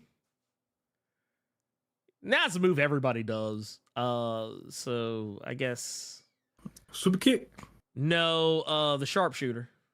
Because that used to be a move I used, like, even when I was a kid, when we would like play wrestling and stuff like that. That was the thing. That was the move I always went to. Yeah, some people always went for the sleeper. Yeah, I would get you in the sharpshooter, and I'd be like, ask him. Ask him, ref. Ask him. Okay. So to keep it in line with that, I'm gonna go submission Brett the as Hitman well. Hart, by the way, if that wasn't obvious. Yeah. I'm gonna go submission as well. I'm gonna say Kurt Angle Mm-hmm. and his ankle lock. But very specifically the later in age Kurt Angle when he would dead weight and grapevine it so you couldn't move. Yeah. Dude. All you can do is get there with your leg getting twisted and holler. That's all you can do. And see, honestly, the only thing that kept me, and I just want to put this out here, the only thing that kept me from saying the crippler crossface is because Chris Benoit killed his family. That's literally it. Like, because Chris Benoit used to be my second favorite wrestler after Bret Hart, and he ruined it by being a whole terrible person. But yeah. Probably a close second would be Kenny Omega in the One Winged Angel, and only because like that movie is just wild to me. I can't think of the One Winged Angel now without thinking about do a powerbomb when God too. blew the ring. That too. Yeah. That too. You know my favorite wrestler is God. God. I just recently saw a video of I didn't know Vince and Shane fought God. That was a match at Backlash. Yeah, I think it was Vince and Shane versus God. Oh God. So you got Vince running around screaming hallelujah and amen. Like, Oh my god, I'm done. I so missed out on a done. lot of wrestling stuff, but yeah. Yeah, wrestling. Yeah. Anyway, we got one here from Carlos. That says, with speculation changes to Kamala with the death of Ms. Marvel, do you think they'll change Moon Girl's origin? No, she's too Interesting. new. Yeah, she's a bit newer than Kamala, and honestly, people don't even really associate Moon Girl with the Inhumans anymore, anyway, because her power is something that people rarely ever see her use. Because a lot of people think that her power is being smart. Yeah. And that's not her power. And when I say new, I don't mean the character is new. I'm just saying with her show just dropping. Yeah. Well, she's new to casuals.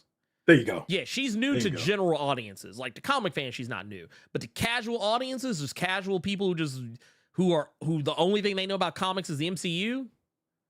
Yeah, she's new to them. And and also she's so young. I don't think they would kill off a character that young.